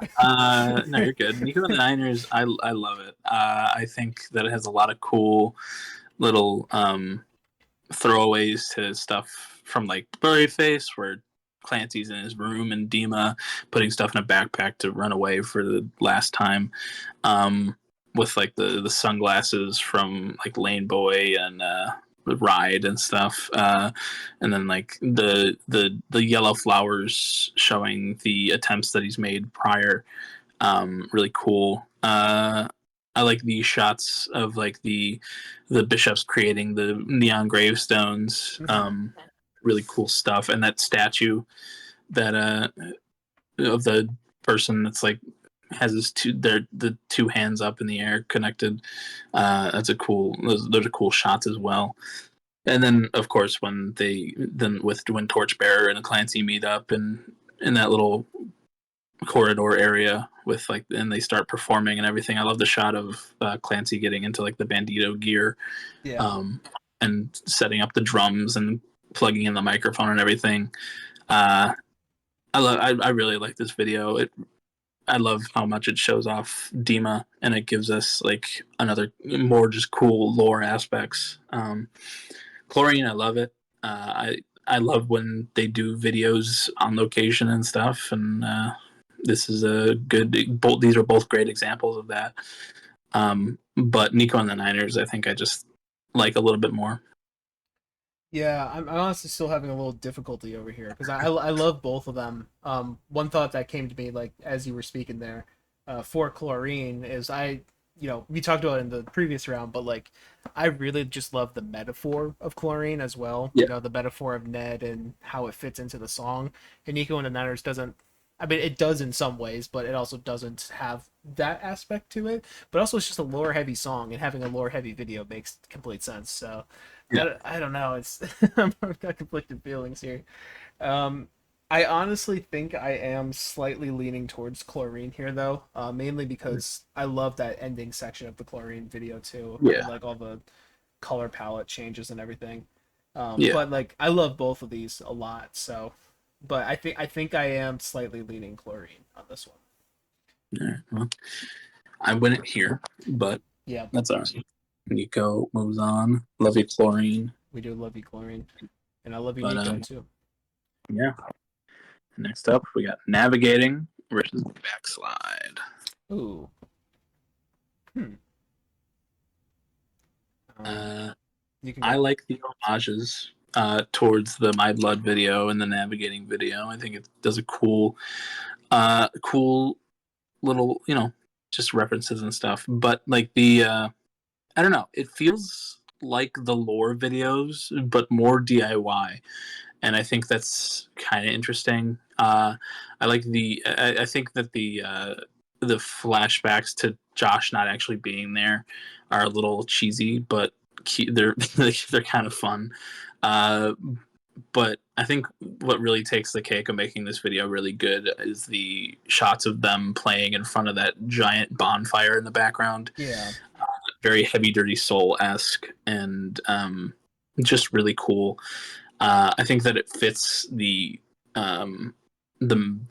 lyrics of the song, like just trying to find their way and navigating through the forest and trying to get to Torchbearer and stuff and everything. It's just yeah, I like the video a lot.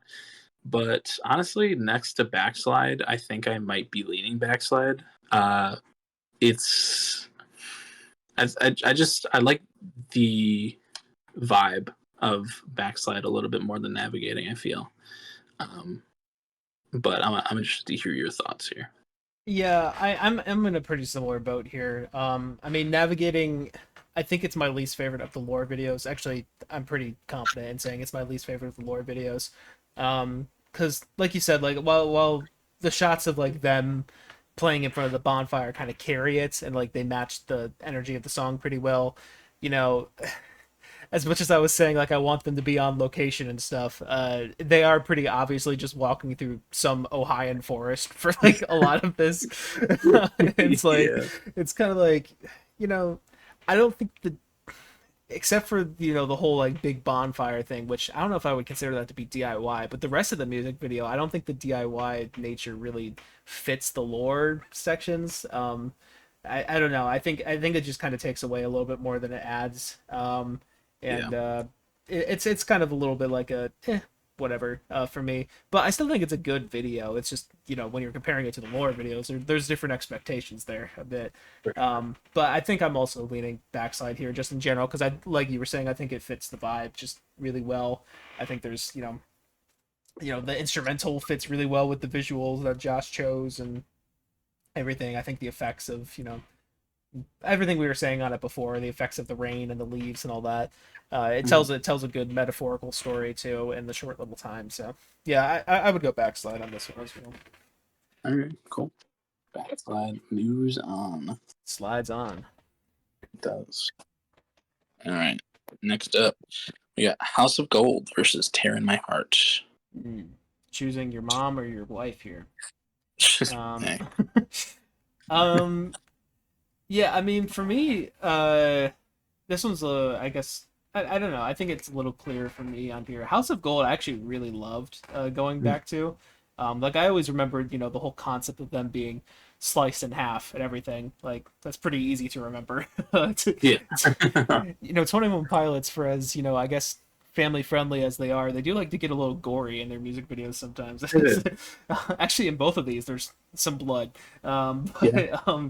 yeah, House of Gold, they're like literally sliced in half, and like I think there's some funny shots of Josh banging on the bottom of a car or his legs using the kick drum or whatever.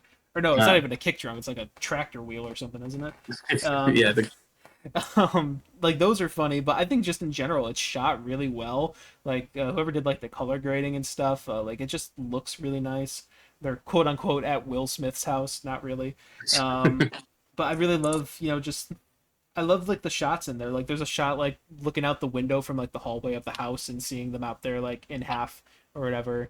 I think once again it tells a good metaphor for wanting to be there for their family, but they're only kind of half there because of their music careers and everything. Mhm. And also like towards the end, like when the sun starts setting, like and like it's getting those shots of like the hills getting like dimmer. It's Yeah. just a really beautiful music video, and like Tear My Heart. I think Tear My Heart is cool. I think I don't know. When I was revisiting it today, I think it's a little intentional, but like the face morphing stuff that happens in the first part of Yeah. it, like I think it's intentionally goofy, but I think it just hasn't aged very well, like at all. It's just kind of like I don't know. It's a little weird. Like it has the vibes there. Like the whole Chinatown is kind of iconic to that song for some reason.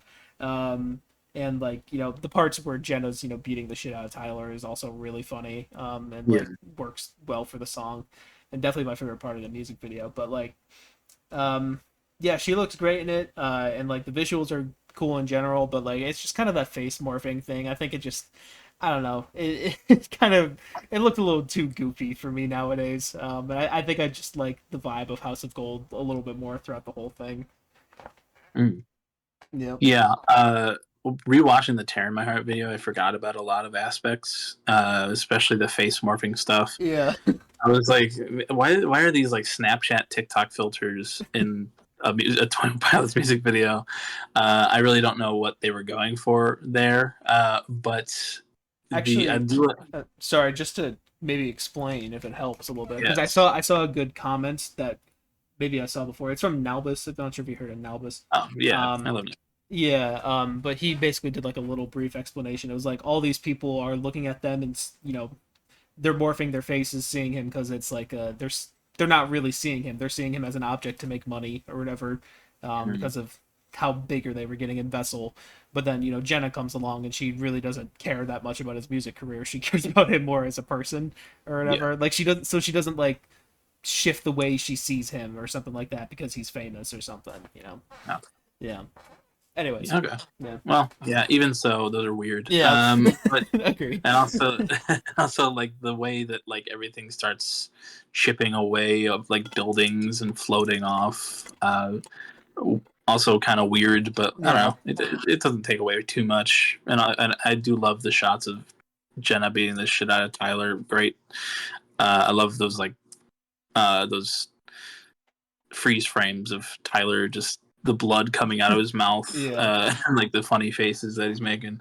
But and I love their outfits in this video. A lot of good. Blurryface had a lot of good outfits, but um, yeah, the House of Gold. While I'm not like the biggest fan of the song, I do think that the video is iconic and it does a lot of cool things.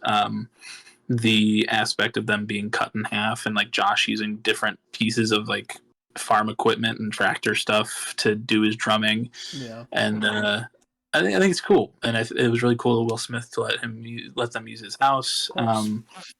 But I also, there's a lot of pretty shots, especially with the sunset, and I like the aspect of the sun going down and then just them falling down, like the parts of their bodies just like falling out of midair. Um, Really cool. But yeah, I like the Tear My Heart video, but I think House of Gold is a better one overall. Cool. Cool, cool, cool.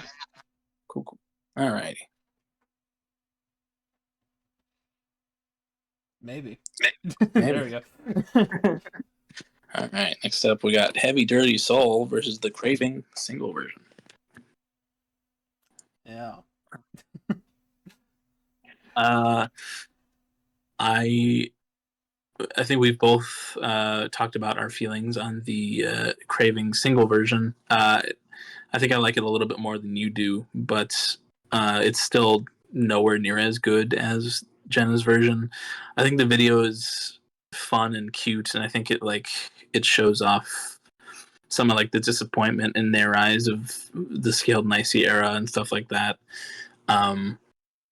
The lead up to the video coming out with just like the shotgun shell and what it looked like blood on the ground was interesting. Yeah, a little misleading.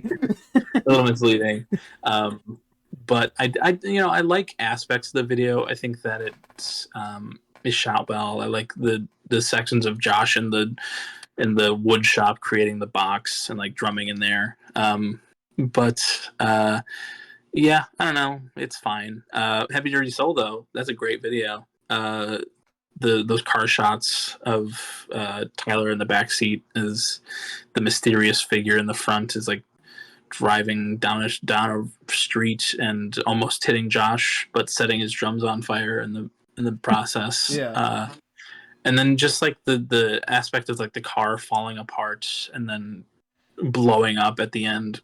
I love this video a lot. I think that it fits the vibe of the song super well, and it led us into the hiatus and also out of the hiatus, and I think that's really cool. But yeah, I love the Heavy Dirty Soul video a lot. The Craving single version is just fine.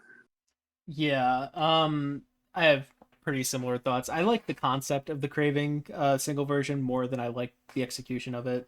I think it is shot well, like you were saying, but also at the same time, I feel like there's no character to this music video at all. Yeah. Like it for a song that kind of feels like a Lowe's advert, it also kind of looks like a Lowe's advert, and it's just, it's I don't know. I think it's a little boring. Even if I do like the concept of it, and I like the shot of like the bullet when it's like fully decorated or whatever. That looks cool, and then like the whole ending segment with "That's Abyss" or whatever. I think that part's good too. But yeah, I like it more in concept than I like it in execution. But Heavy Dirty Soul, I always liked this music video, but I think I liked it even more returning to it. It's been a long time since I've watched this, and like it just holds up super well. Like the effects and the visuals in general hold up really well on it. Basically, like everything you were saying, like the whole concept of it returning back and almost hitting Josh or whatever, and like the car falling apart, and then eventually that explosion shot towards the end too looks so good. Like it fits the sound of the song really well as well. I think it's just honestly just one of their best music videos in general. It's very good. So yeah, Heavy Dirty Soul for me. For sure. Julio. And next up we have Holding On to You versus Choker. Oh, cool. Yeah. Yeah, for Holding On to You, I mean, this was it their first music video? I'm pretty sure it might have been. If not, it's their first music video that like has a production behind it. And it's very normal by their standards. It's just kind of like it's got the black and white color grade on it.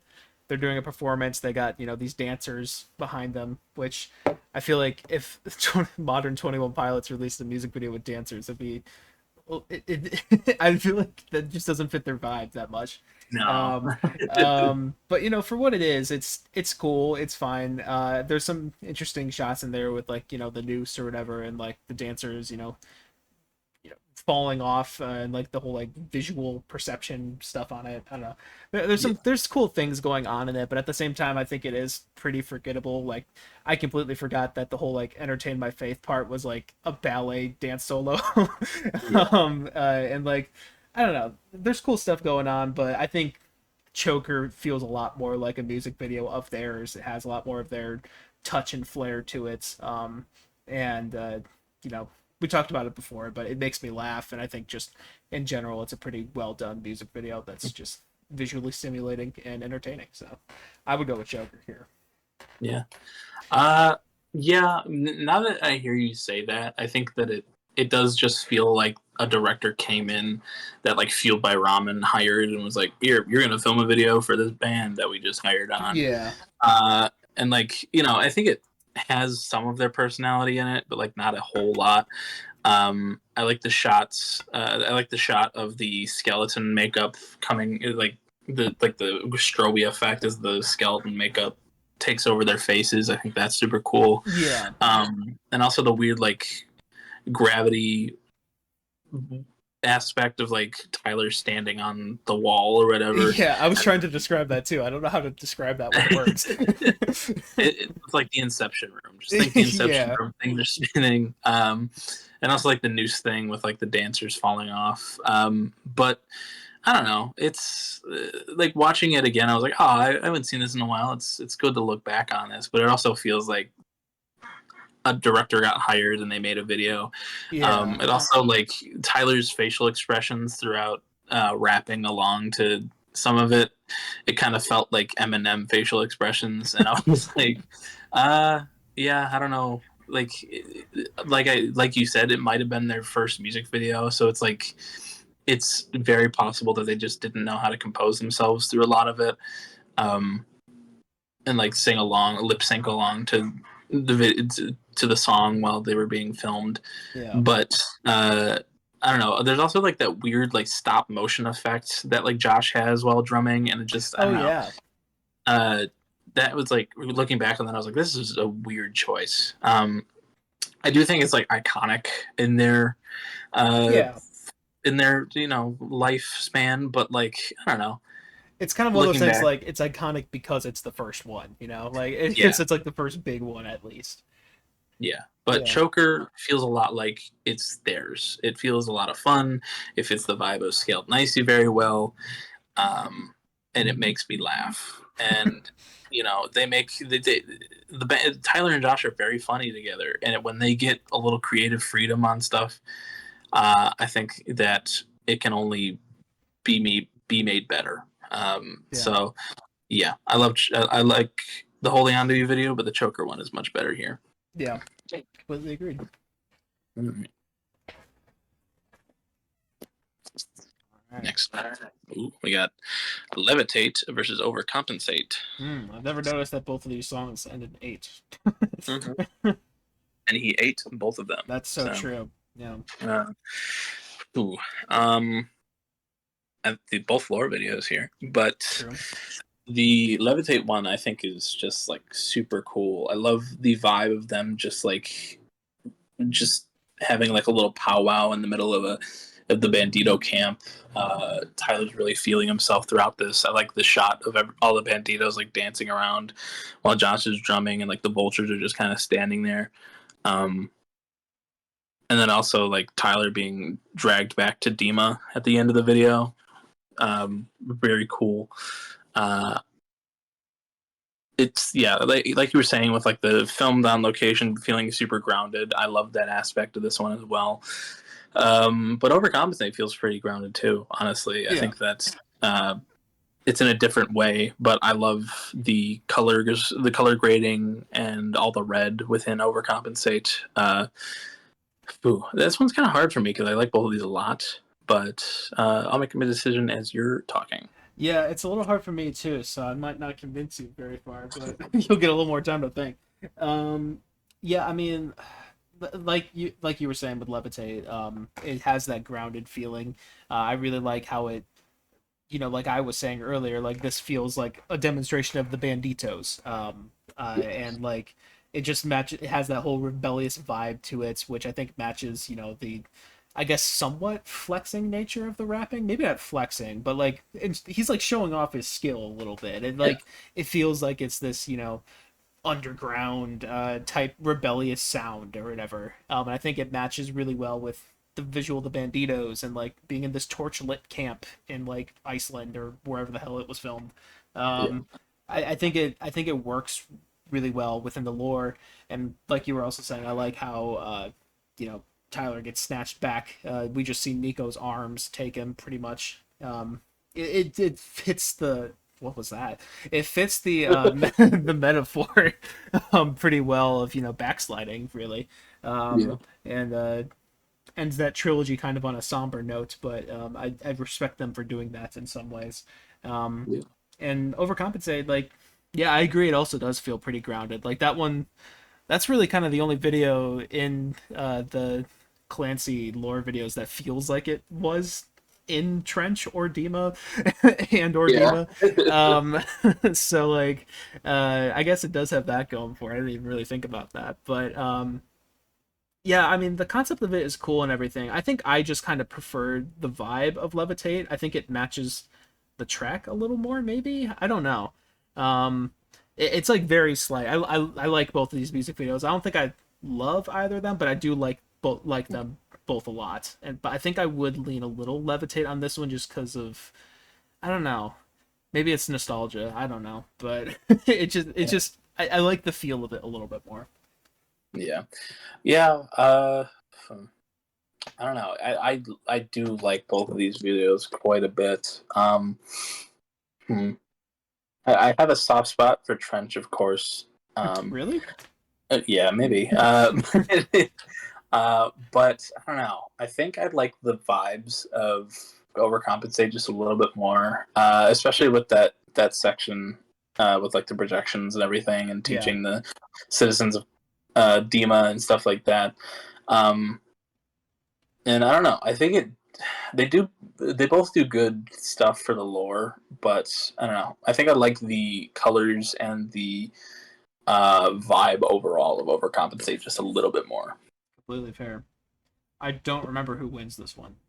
Me either. Oh, was it?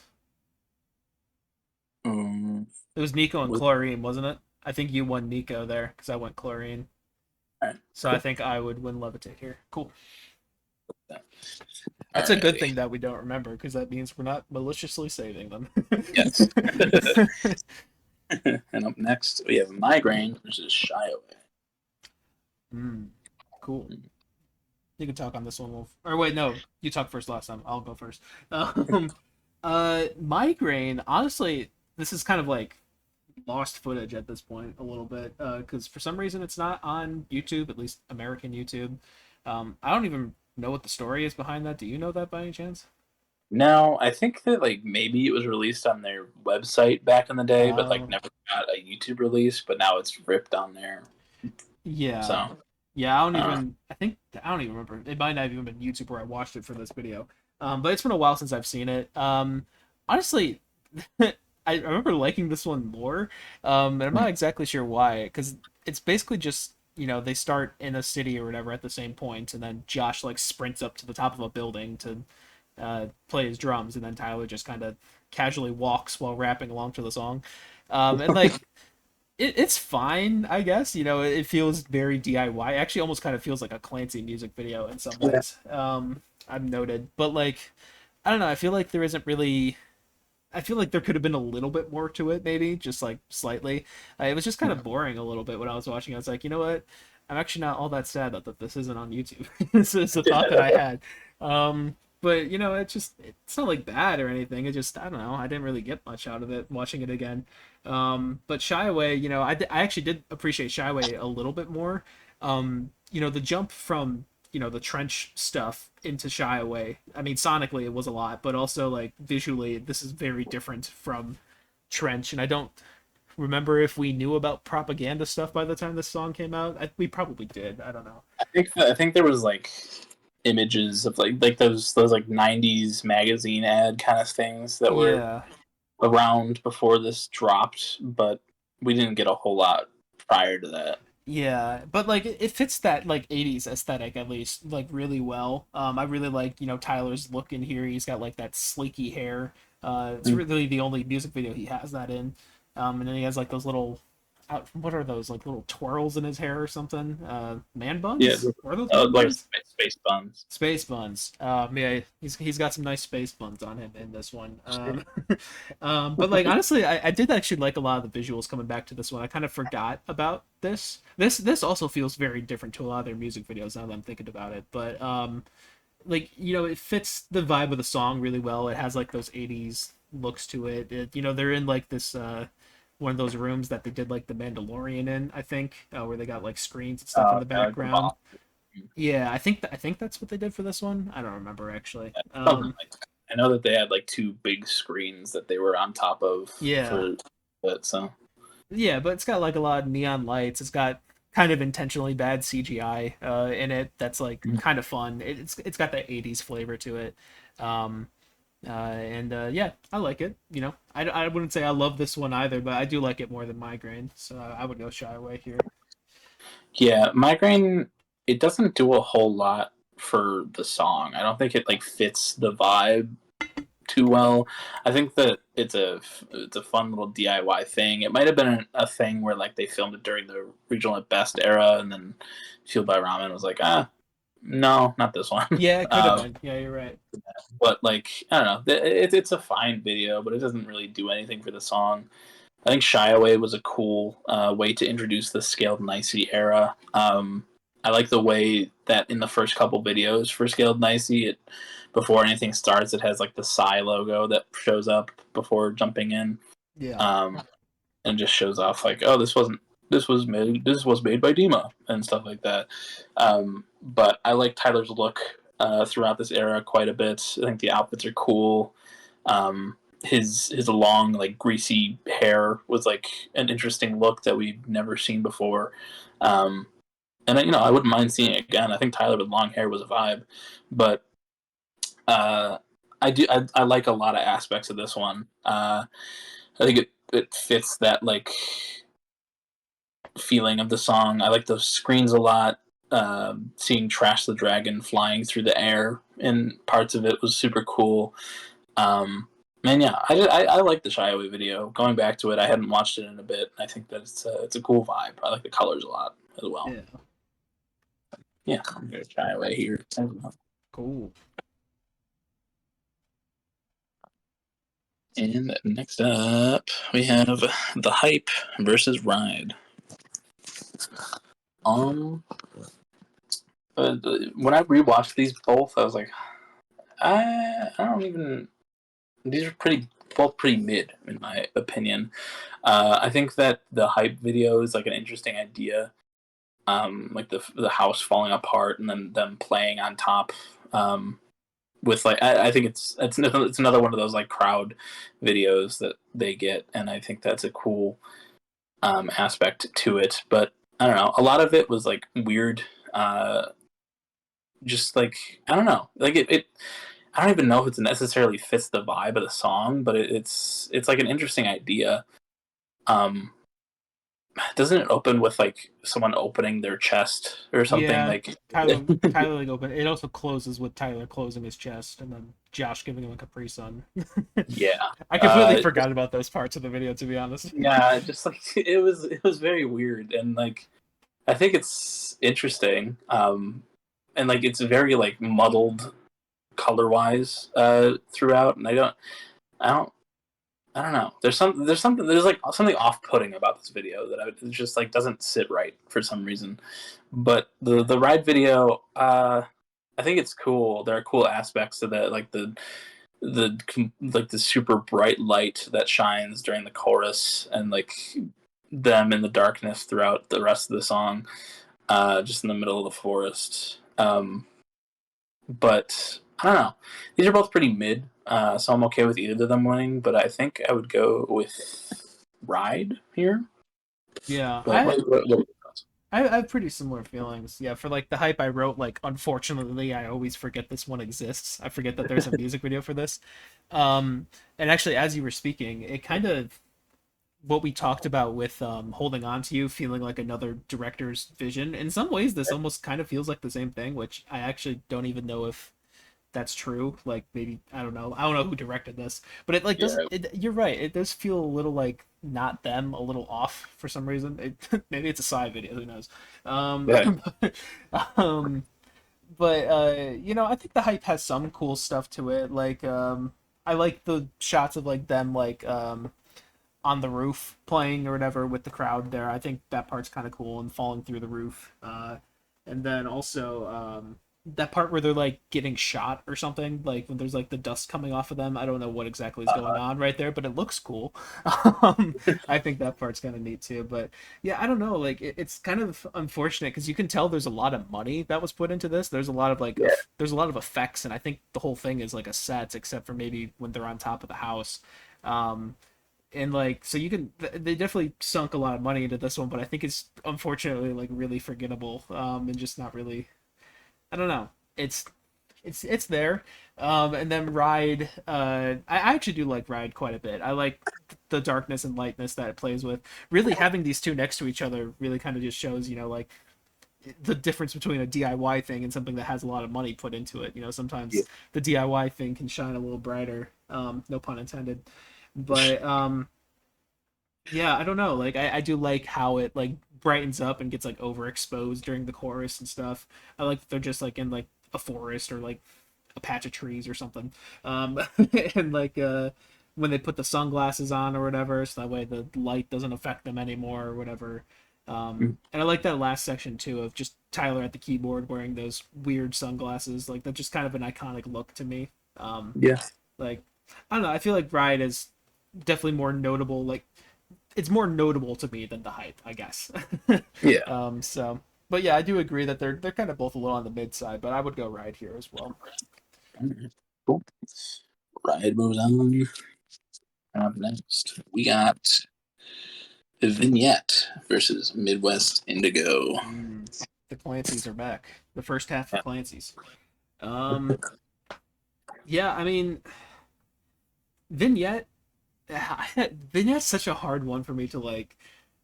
I don't know, think about because I do really love what it turns into. Like the reveal at the end. I mean, well, I guess for those of you who aren't versed but are somehow this far into the video, um, then yet the whole concept is like Tyler, making a whole bunch of weird movements on a frozen lake with snow on top of it.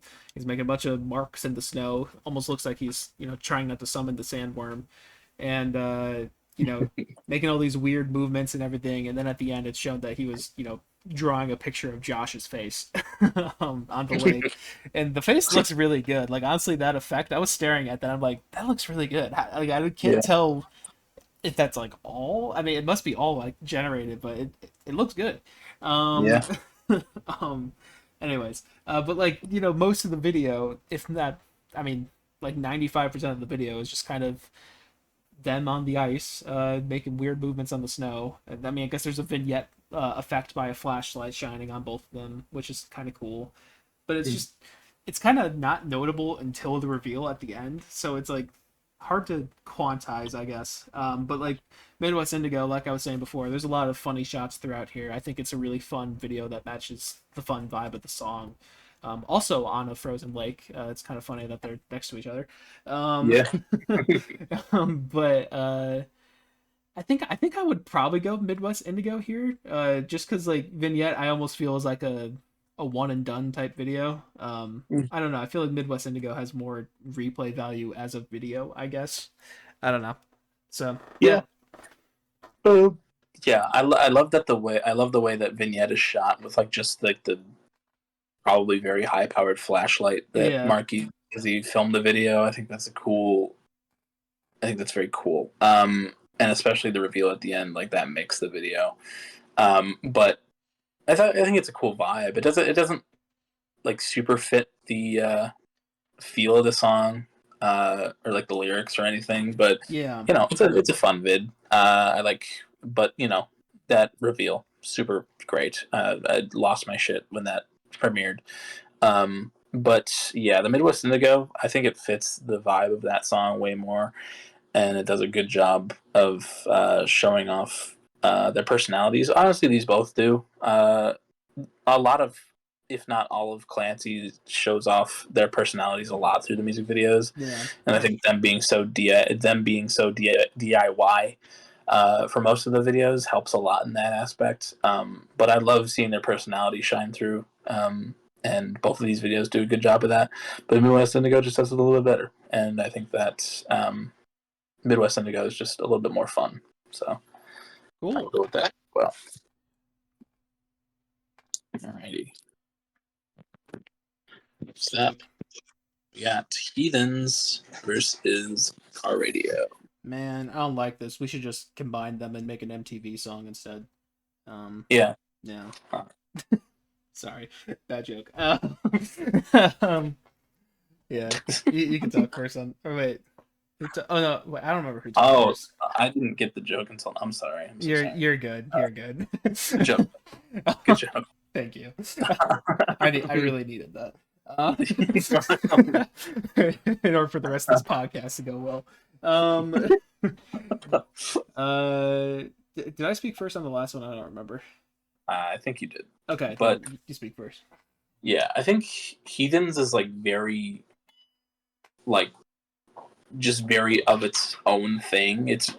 The shots of the Suicide Squad movie within the video are kind of like off-putting, but like I don't know. I think that the aspects where it's just Tyler and Josh in the prison are cool. I like the yellow suit that Tyler wears in that last little part where they're performing for the other inmates. And like I always love the shot of like Josh just like floating down the hall on that little platform with his drum. But the Heathens video, I think it's okay. I think it's very just like movie tie-in video. And there's nothing wrong with that. But yeah, that Car Radio video is very iconic and very good. So I'm gonna go Car Radio here, but I do like Heathens. Yeah. I mean, I have pretty similar thoughts. I said for Heathens, first they filmed at Will Smith's house, and now they got him in their music video. Yeah. So, I mean, that's good for them. But I mean, like pretty much what you were saying. I like the color stuff. I do remember before this video came out, there was like this weird like photo. I think Tyler posted it as like his profile picture or something, but it was like him in the jumpsuit, like in the dirty prison area. Like it just like looks so grim. It was such a funny picture. But you know, it's all right. Kind of like you were saying, like it's cool in concept. It's also like I think really the first video of theirs with like yellow imagery in it in general. So I mean, there's that, I guess. But yeah, you know, it's okay. I do think it's kind of funny watching buff prison dudes jamming out to Heathens by 21 Pilots. Yeah. It's a little goofy in retrospect. But you know, it's a good video, but kind of the same thing like you were saying. Car Radio is just kind of that bitch, you know. It's got so many iconic stuff to it, and the whole crowd interaction is unmatched. And yeah.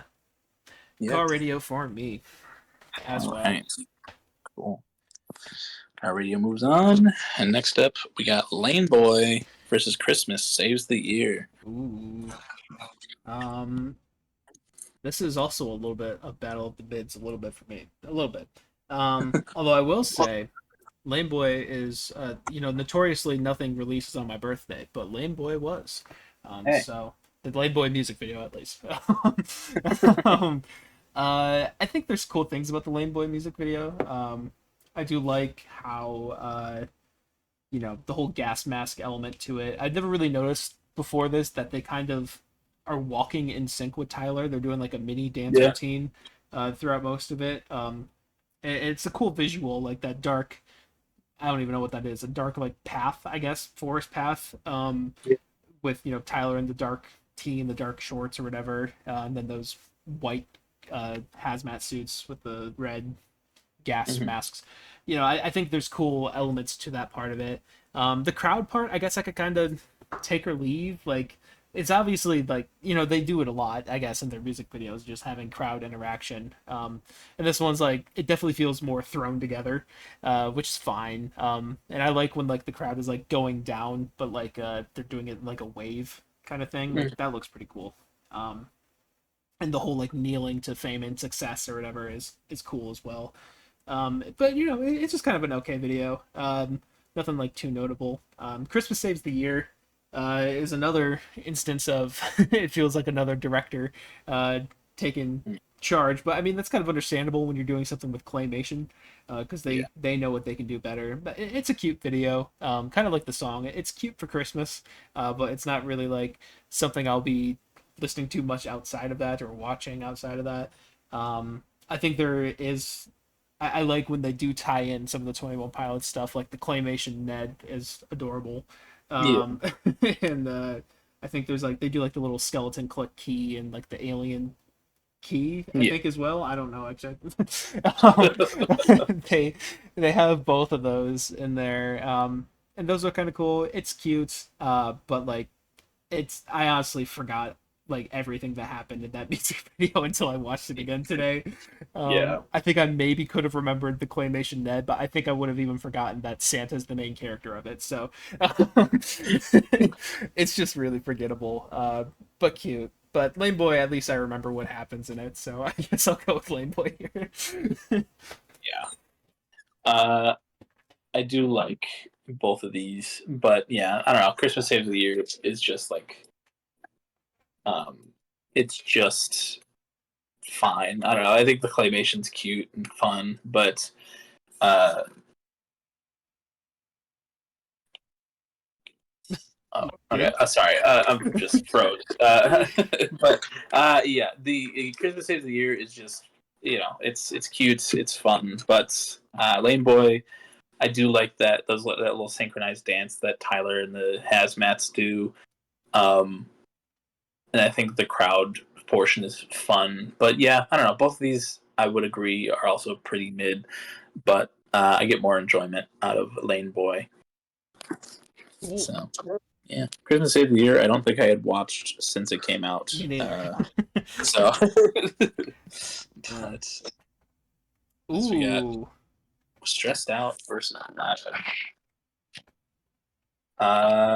Ooh, this is an interesting one. I think Lavish is probably my favorite music video from Clancy. It's very fun, very them, very funny. Um, I love the aspect of them just going and finding different storefronts with the lyrics of the song, and those limo shots are super fun. Just and even just the shots of them fucking around in public, like jumping off of stuff, and Josh super excited that Tyler jumped off of a little light fixture.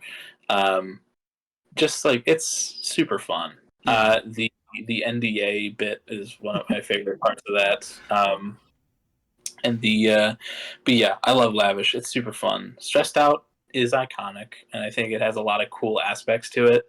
I did completely forget about the portion where their families are in it. I did too.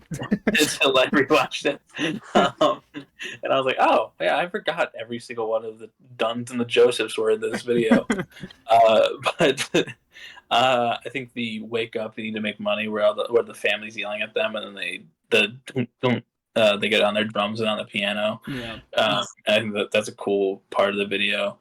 Uh, Obviously, riding the bikes through the neighborhood, super iconic. Those outfits are not great, but they are iconic. They are iconic. And I don't know. It's a very fun music video, but I think I like Lavish more. Yeah, I this one's a little sad for me because I did grow like a little bit more of an appreciation for Stressed Out. I mean, the first thing I wrote down was 2.9 billion views. Yeah. I was like, God damn, that's hitting three probably this year. Mm-hmm. And but like so there's kind of a little bit of a stipulation with Stressed Out as there always is because it's so huge. But like you were saying, I kind of forgot about the whole aspect of like the family portion of it. I think it's a nice ode. Well, I guess in some ways it's an ode to their family, but it's also kind of like, you know, they're shouting at them to make money. Yeah. But like, having the families all there, I really like that section as well where they're in the white room and then just like I think the beds are red or whatever. Like it's nice visual striking stuff there. And I like the black, white, and red colors in general that they keep throughout the whole thing. But I think with Lavish, I would also go with Lavish. I mean, this is just one of the most enjoyable music videos I've seen from them. I think it matches that absurdist tone of the song itself, and just I don't know. It fits the song really well. Unfortunately, it does kind of draw attention to the proctologist line, because you're looking at the lyrics and listening to them at the same time. But I think it's just edited and like scoped out, like just for finding the signs. It's done so well, and I think it's just really engaging, entertaining music video. So yeah, I would also go with Lavish here, but Stressed Out, I do want to give a shout out to it.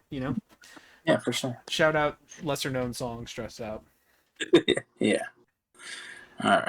All right, last one of the new songs, I think. I think so. Maybe. There might be a couple. That would Okay. be missed. Next we got The Outside versus At the Risk of Feeling Dumb.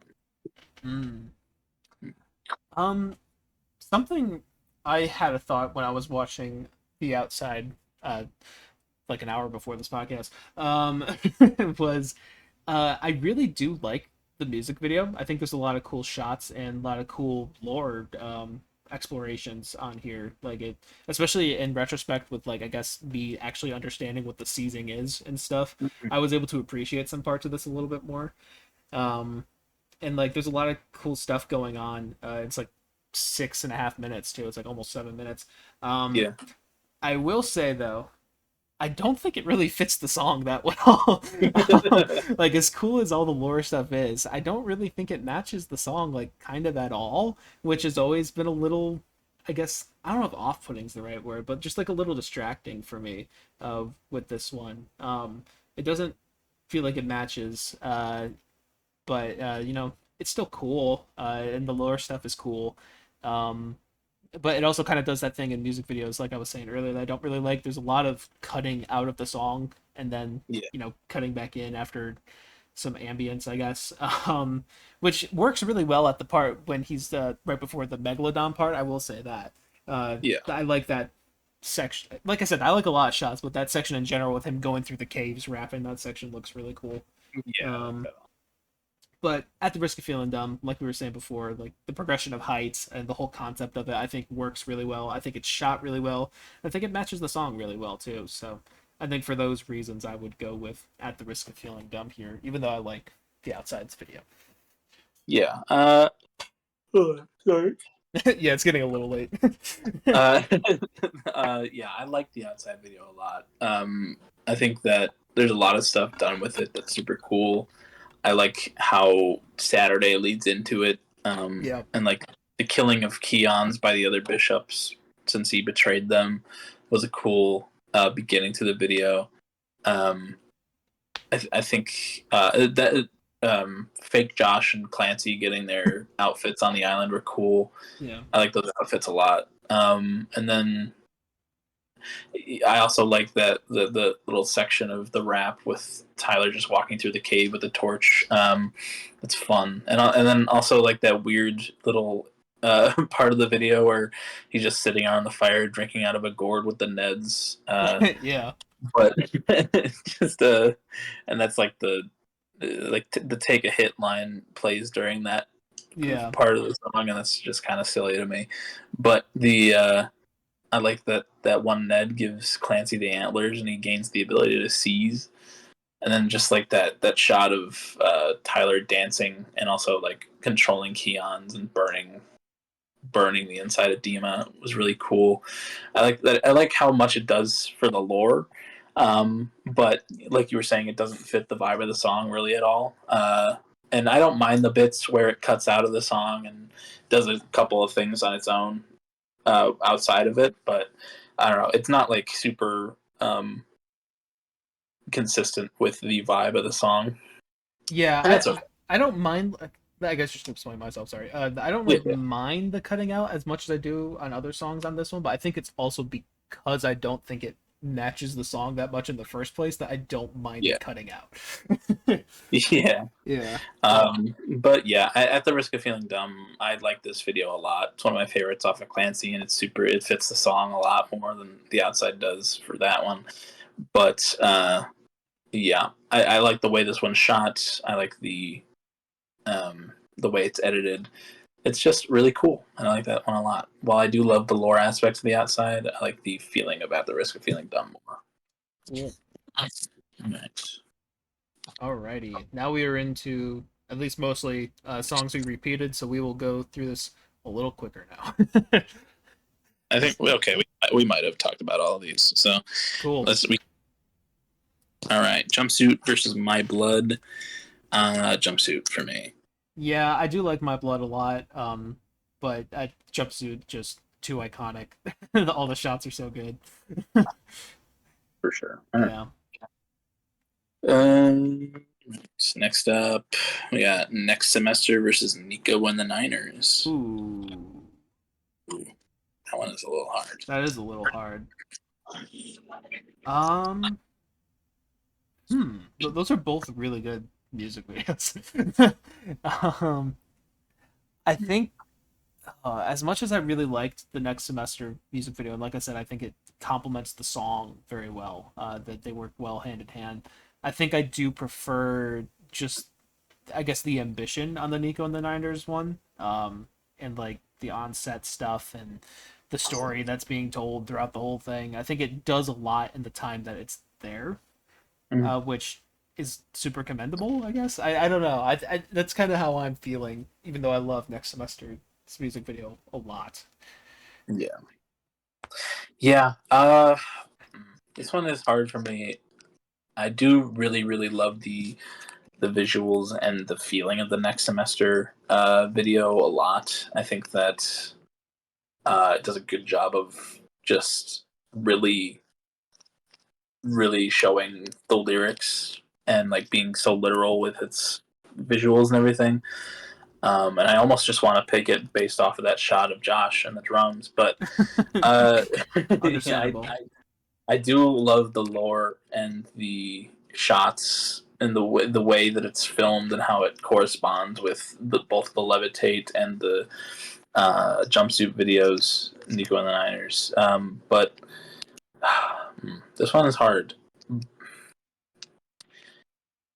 I think I'm gonna go with Nico and the Niners, but I do love the Next Semester video a lot. It's pretty close for me too. All right. All right, Nico and the Niners.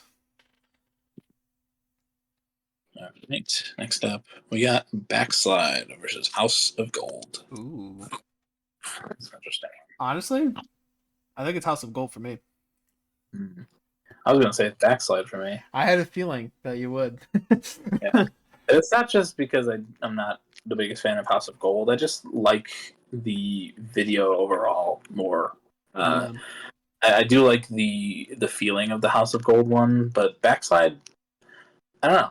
It just again, it might be recency, but I also just like Backslide a lot. I think Josh did a great job. Yeah. And I don't know. Backside's just great. Yeah. I mean, for me, I love the imagery of House of Gold. I think the metaphor is really, really good, and it's just shot super well too. Yeah. One of their best looking music videos, in my opinion. So Yeah, for sure. I completely get it, but I think you win that one because I think when we discussed it last time, I think I won the last one. Yes, okay. So, All right. Cool. Backslide goes on. Shout out Josh. Next up, we got Heavy Dirty Soul versus Joker. Very different vibes on these two. But like I was saying before, I think Heavy Dirty Soul is just straight up one of their best music videos. So I think I'm pretty sure in saying that I like it a little over Joker. Yeah. Me personally. Yeah. Yeah, for sure. Yeah, I love the Heavy Dirty Soul music video a lot. I think Choker's fun. I think it's funny. It has a lot of their personality in it. But Heavy Dirty Soul is just, it's so well done. And it's really, really, really good. So, yeah, Heavy Dirty Soul. Moving on here. Cool. Next up, we got Levitate versus Shy Away. You can talk first on this one. I do, like we talked about, I do like the vibe of Shy Away. I think it's a cool way to kickstart us into the Psy era. And I like a lot of the visuals. I like how they look. But Levitate, yeah. This one, it's just cool. I love the camp. I love all the banditos. Tyler getting his head shaved yet again. And I don't know, just like it feels very like, look at me, I'm a bandito now, and I'm a badass, and it fits the vibe of the song and the lyrics. And just like we talked about as well, the end of it where Clancy gets dragged back to Dima, just really cool. And while I do like the Shy Away video, I think Levitate's a good bit better. Yeah, I feel pretty much the same. Like Shy Away, it was cool revisiting it, but I still think it is a little bit forgettable as a music video. And Levitate just matches, the energy of that song super well. Matches it to a T. Yeah. So, yeah, I would also go with Levitate here. All right. Dookie. Next, we got Ride versus Midwest Indigo. I would probably go Midwest Indigo here. Yeah, they're both like cool DIY feel videos, but I think Midwest Indigo does that a bit better. Yeah, it's a little more fun. Yeah. All right. Next up, we got Car Radio versus Lane Boy. Easily Car Radio for me. Yeah, pretty easily. Even though Lane Boy came out on my birthday, that doesn't get it too far. No. All right. And up next, we got Lavish versus At the Risk of Dumb. It's Lavish for me, but I do love At the Risk of Dumb. It's lavish. Yeah. Yeah. At the Risk of Feeling Dumb is really good, but Lavish is fucking amazing. All right. Next round, we got. I didn't even know you could do that. It would happen at some point, but we got Jumps, Nico, and the Niners. Damn, the twins at birth. Yeah, they must be separated. I mean, for me personally, as much as I love Nico, there's a lot of really really cool stuff going on there. It's still pretty handily Jumpsuit for all the reasons I mentioned in the first time we've been talked about it. Just like all the iconic imagery in this one music video is insane, and it's just, I don't know, I love it so much. So it would be Jumpsuit for me. Yeah, for me as well. I think both of these are great, but Jumpsuit, oh man, I could gush for hours about that one. Yeah. Alrighty. In some ways, we kind of have with the lore that's come off of it. But next up, we got Backslide versus Heavy Dirty Soul. Shout out to Josh, but Heavy Dirty Soul is super, super good. Yeah, I agree. Backslide has some cool elements, but Heavy Dirty Soul is, something else. It really is. And up next, we got Levitate versus Midwest Indigo. Probably Levitate. Okay, yeah, I would agree there. I was wondering if you would maybe do Midwest Indigo a little bit more. But I do love. Oh, sorry. Yep. You're good. I do love the vibe of Midwest Indigo, but Levitate, it's just it's that trench video. So yeah. Oh. Field J. Okay, this is cool. And Jesus Christ. And Car Radio versus Ooh. very different. Yes. Now, did we go depressing or really funny? I feel like I'm leaning really funny here. I do love Car Radio, and I think it's super iconic in the lifespan of the band. But Lavish is just so fun. Yeah, both of them have like, you know, impressive behind the scenes work on them. You know what I mean? Like Lavish, they obviously had to go find all those signs, and Tyler, mapped out like for like every lyric or something. Yeah. And then Car Radio, that whole audience interaction section is not something you can get with both audiences, and probably not any audiences nowadays. So like there's like, even though they're both kind of DIY, there's also like kind of impressive elements behind the scenes on them. Yeah. So they share that. I think I think I'm also leaning Lavish, just simply for the fact I don't. It's such a creative idea, and it's something that's so simple that I'm just surprised I haven't seen before. Right. In Car Radio, it also is unique, but it also is kind of like, I don't know. I think just the sheer creativity of Lavish puts it over Car Radio for me. Yeah. Yeah. All right. Cool. Cool. Lavish might be controversial. Yeah, that's probably very controversial. Well, I don't know. A lot of people like that music video a lot. Yeah. Ooh. Oh man. This could be final round, honestly. But Yeah. that jumps versus Heavy Dirty Soul. Look, maybe this is bad on my end, but Jumpsuit is just such a titan in my head. Yeah. Like Heavy Soul is also a titan, but Jumpsuit's a taller titan. It's a tighter titan. Yeah. Yeah, Jumpsuit. Yeah, I agree. I do love Heavy Dirty Soul, but Jumpsuit, there's just something about that one that is just, it really can't be. Yeah. But and up we got the Battle of the L. We got Levitate versus Lavish.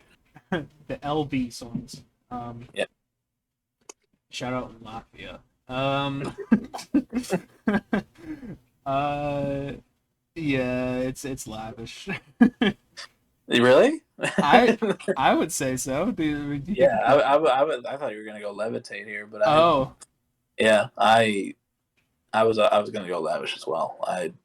Levitate is great. It's probably my least favorite of like the original three Trench lore videos, though. Yeah, fair. So like there's a lot of great things about Levitate, but Lavish, like I said, just that concept, it's so Yeah. cool. I love it. It's so good. Yeah, Lavish moved on as well. All right, this is a very fun last round. Yeah.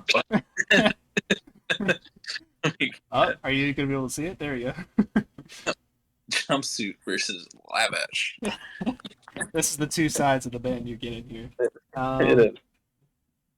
Oh man, like I said, it's a little bad because I'm not sure if I should be having this mindset, but like Jumpsuit, man, it's a titan. Like it's so iconic. It's so ingrained in like the image of the band nowadays. And just everything from the colors to the setting to the metaphors and the imagery. Like it all comes together in like this little mini movie. Like just this song alone is a mini movie. And it's just honestly one of the most impressive music videos I've ever seen. And while Lavish is one of the most creative music videos I think I've ever seen, I think just the full package that Jumpsuit brings for me is just so strong. So that's what it is for me.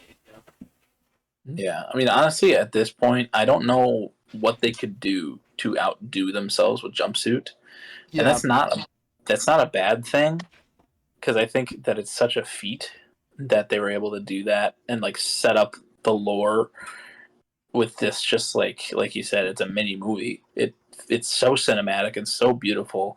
It's shot on location and just like so well done. That like I don't know what they could do to like outdo themselves. Yeah. And while I do love Lavish and how fun it is and how creative it is, Jumpsuit is just, it's amazing. It's like a perfect video. And I don't think any part of it could be better than it already is. Yeah. So yeah, Jumpsuit. Maybe predictable here, but where the fuck did it go? If you can't find it, you can't win. That's the plot twist. Where Oh are gosh. you? Where the fuck? I think your screen's like goofed up. There it is. All right. Let's see if I can. Okay. We'll see if we'll get the winning screen. Let's see. Yeah. There it is. 21 Pilots music video bracket champion is Jumpsuit. Jumpsuit, cover me. Yes. Cover plaintive piano, Tyler Joseph. All right. Well, we've been doing this for a little bit now, so I think yapping for a long time. We have been yapping about our little hyperfixations. So maybe we should let the audience go. Unless you got anything else you thought of throughout this episode. I'm burnt. Cool. Well, to add a little bit more time, I'm up first, and I have for song of the week, and I have no idea what I want to choose. So,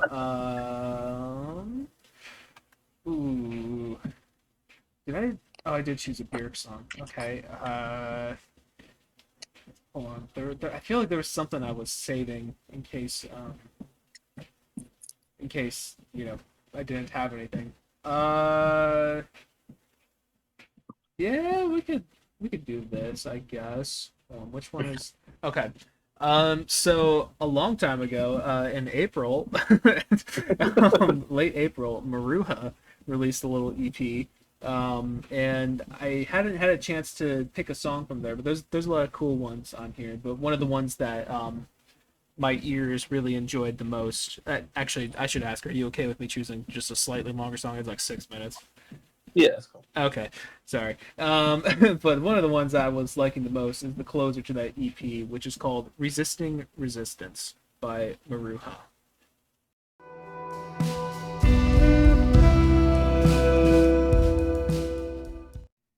All right, that was "Resisting Resistance" by Maruha. What did you think of that, Colin? That was super nice and vibey. Nice little instrumental track. Well, not little, but yeah.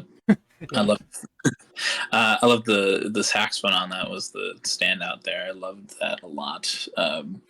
Felt very much. I don't remember Thunder very well from when you had it as Song of the Week, but I do love. What were they, like a Black Country New Road-esque? Yeah, they were very similar to like the first Black Country New Road album, like that post-rock sound. Yeah. Yeah, and I think I like that vibe kind of stuck around. I think that's really cool. Really nice ending to an album or EP, I guess. Yeah. Might be something that I have to actually listen to myself, but I thought it was cool. Yeah, it's been a sec since I've listened to that EP, truthfully, as well. If I remember correctly, though, this is kind of like, I think the saxophone is there and kind of, killing it the whole time, but this was like the first time on the EP I was like, oh my god, yeah, that's some good sax. Yeah, I really just love that guitar chord progression that's repeated all throughout, and how they build up the tension in that for like the first half of the song is so good, and then I love the way they just settle it down towards the end as well. Like the pacing is just chef's kiss. It's so good. That's one of the best things this band does, is that pacing and just those mixing of sounds, like just the timbres and everything is so nice. So yeah. Shout out Maruha. Shout out Maruha. What are you thinking? Well, I listened to that Nas record this week, and my favorite track off of there was a song called NY State of Mind. Oh. So I'm going to go with that. All right. It's like the game ain't the same. Got younger niggas pulling the triggers, bringing fame to their name. All right, that was New York State of Mind by Nas. What do you think, Mike? That was pretty good. That little noise, that like the high pitched one, the ding, ding, ding, or whatever. I've heard that before, and I never realized that came from this song. I always like when I revisit when I visit old hip hop stuff, and then I realize where a lot of these sounds come from. It's always a little treat. But no, I thought it was really good. I liked the flow all throughout. I thought the beat was really well produced and well made. I didn't really catch everything that he was saying in the lyrics, but it sounded like there was some serious topics being talked about in there about the state of New York, in what, 1993 or something, 90s at some point. Yeah, the 90s state of New York. Yeah, I thought it was good though. I enjoyed it. Yeah, I like that track a lot. It's like storytelling, but also like feels like very rooted in truth and how life was in New York in the '90s or whatever. But I think Nas has a good flow. I like that like repeated piano line throughout the entire thing. Yeah. And like you were saying, that high pitched noise that resonates throughout the whole song is really cool. Um, the line like "I don't sleep because sleep is the cousin of death" is a cool little line in there. And yeah, I like the track a lot. My favorite off of that album, but it's definitely one that I have to return to really gain more in-depth thoughts on. Yeah. Cool. Sick. Well, you got anything else for us this week? No, I think it's bedtime. Yeah, it's feels like it for me a little bit too. It was a long episode. All right. Well, before we hit bedtime, audio listeners, you know we love you. We love you over here, possibly even to death. Well, maybe The cause of death. But you know, you can see so much more of us, so much more of us over on YouTube, where we're under the same name, BrokeN Bois, capital N, Bois, where you can see our beautiful pictures of Josh Dunn looking at you with his level of concern, and Homelander just looking disappointed or something. Oh wait, no, I know what that shot is. Never mind. Side-eyeing. Yeah, he's side-eyeing something, all right. Maybe two things. I need some milk. Yeah. Yeah. I can't believe it took me this whole podcast to realize what that shot was. I thought he was just like looking down, like, I don't know, sadly. Yeah, that's that one. Okay, you can see what we're talking about over on YouTube. But over here you can also get links to the Song of the Week playlists. It's that segment we just did. Sure. You can find those songs that we talked about, which is NY, State of Mind, by Nas, or Resisting Resistance by Maruha. You can find those songs in 2 of 3 places. We got a playlist for my songs. We got a playlist for Colin's songs.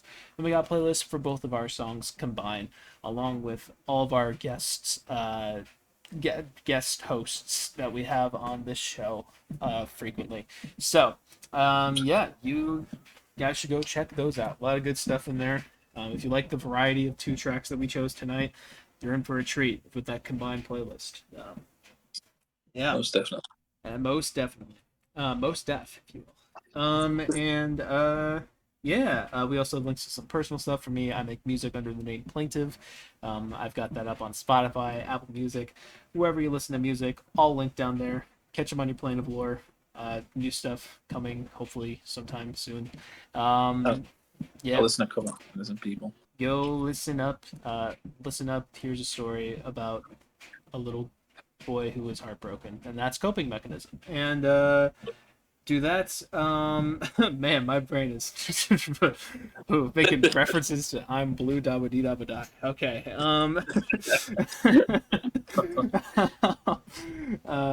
I also have an album of the year page where I rate and review music. Go check that out, as well as my Instagram and my TikTok and my YouTube page. And approximately, I'm just on the ground behind you, trying to catch some Z's on the cement. That's me. Hey, nothing wrong with that. I'm just there. So don't kick me. Don't step up. Don't step behind me either. That could be bad. Colin over here, he runs our socials. He runs our Twitter page, as well, where he updates when videos are posted, as well as our TikTok page where he posts funny clips and or 21 Pilots song rankings. But there's a new funny clip up there that he posted this week. It features a very well-known YouTuber, so you guys should go check that out. Colin also has an album of the year page where he rates and reviews music. A link down below. He also has a Letterboxd where he rates and reviews movies. Got a Maxine review up there. Yep, Maxine and Priscilla up there. So yes, Priscilla as well. Go check those out for sure, and an Instagram review page where he reviews music. Yep. I forgot to mention that I also made a Letterboxd this week. I don't I don't think I'm gonna be reviewing or anything on there, but I just put some scores in there for like the Pearl movies or the X movies, I should say, and a couple other things. I don't know. I just have it now, but I'm not gonna link it. Not for now, at least. But yeah. What is your proximity to your viewer, Colin? Well, while you're being all sleepy on the ground, I'm gonna be in front of the viewer, maybe giving you the side eye like Homelander is here. Yeah. Because I want to be sleeping too, but Yeah. I gotta stay up and finish this little bit that we have running for many episodes now. So I'm kind of side eyeing, being jealous of the fact that you're sleeping. Yeah. I'm already clocked out for the episode, so Yeah, and while I side eye, I will have to. I'm gonna engage the hug first in order to maybe make our dear viewer who is standing between us maybe stumble a little bit into you, just to shake you awake a little bit. Okay. And remind you of what we have to do here at the end of the video. Yeah.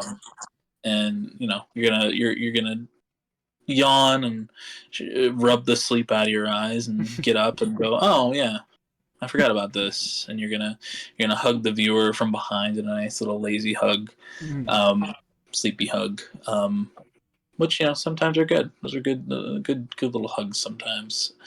And I'm gonna look at you with understanding, but also a little bit of jealousy, and I'm gonna be like, all right, we got to get this other half done too. Yeah. And maybe it won't be the most passionate, but it will be a sweet little goodnight kiss as we slowly and sleepily make out next to our viewer's ear here in an embrace that we like to call the love cage. And if that sounds appealing to you, you can get your very own love cage by dropping your address in the comments below. We'll find you. You won't know when, you won't know where, but we will find you and give you your very own love cage. So I know that's appealing, and you should drop that address down below just for us. Damn straight. Yeah. Okie dokie. They should go do that. Yes. Thanks for watching our 21 Pilots music video bracket, tier list, whatever, extravaganza.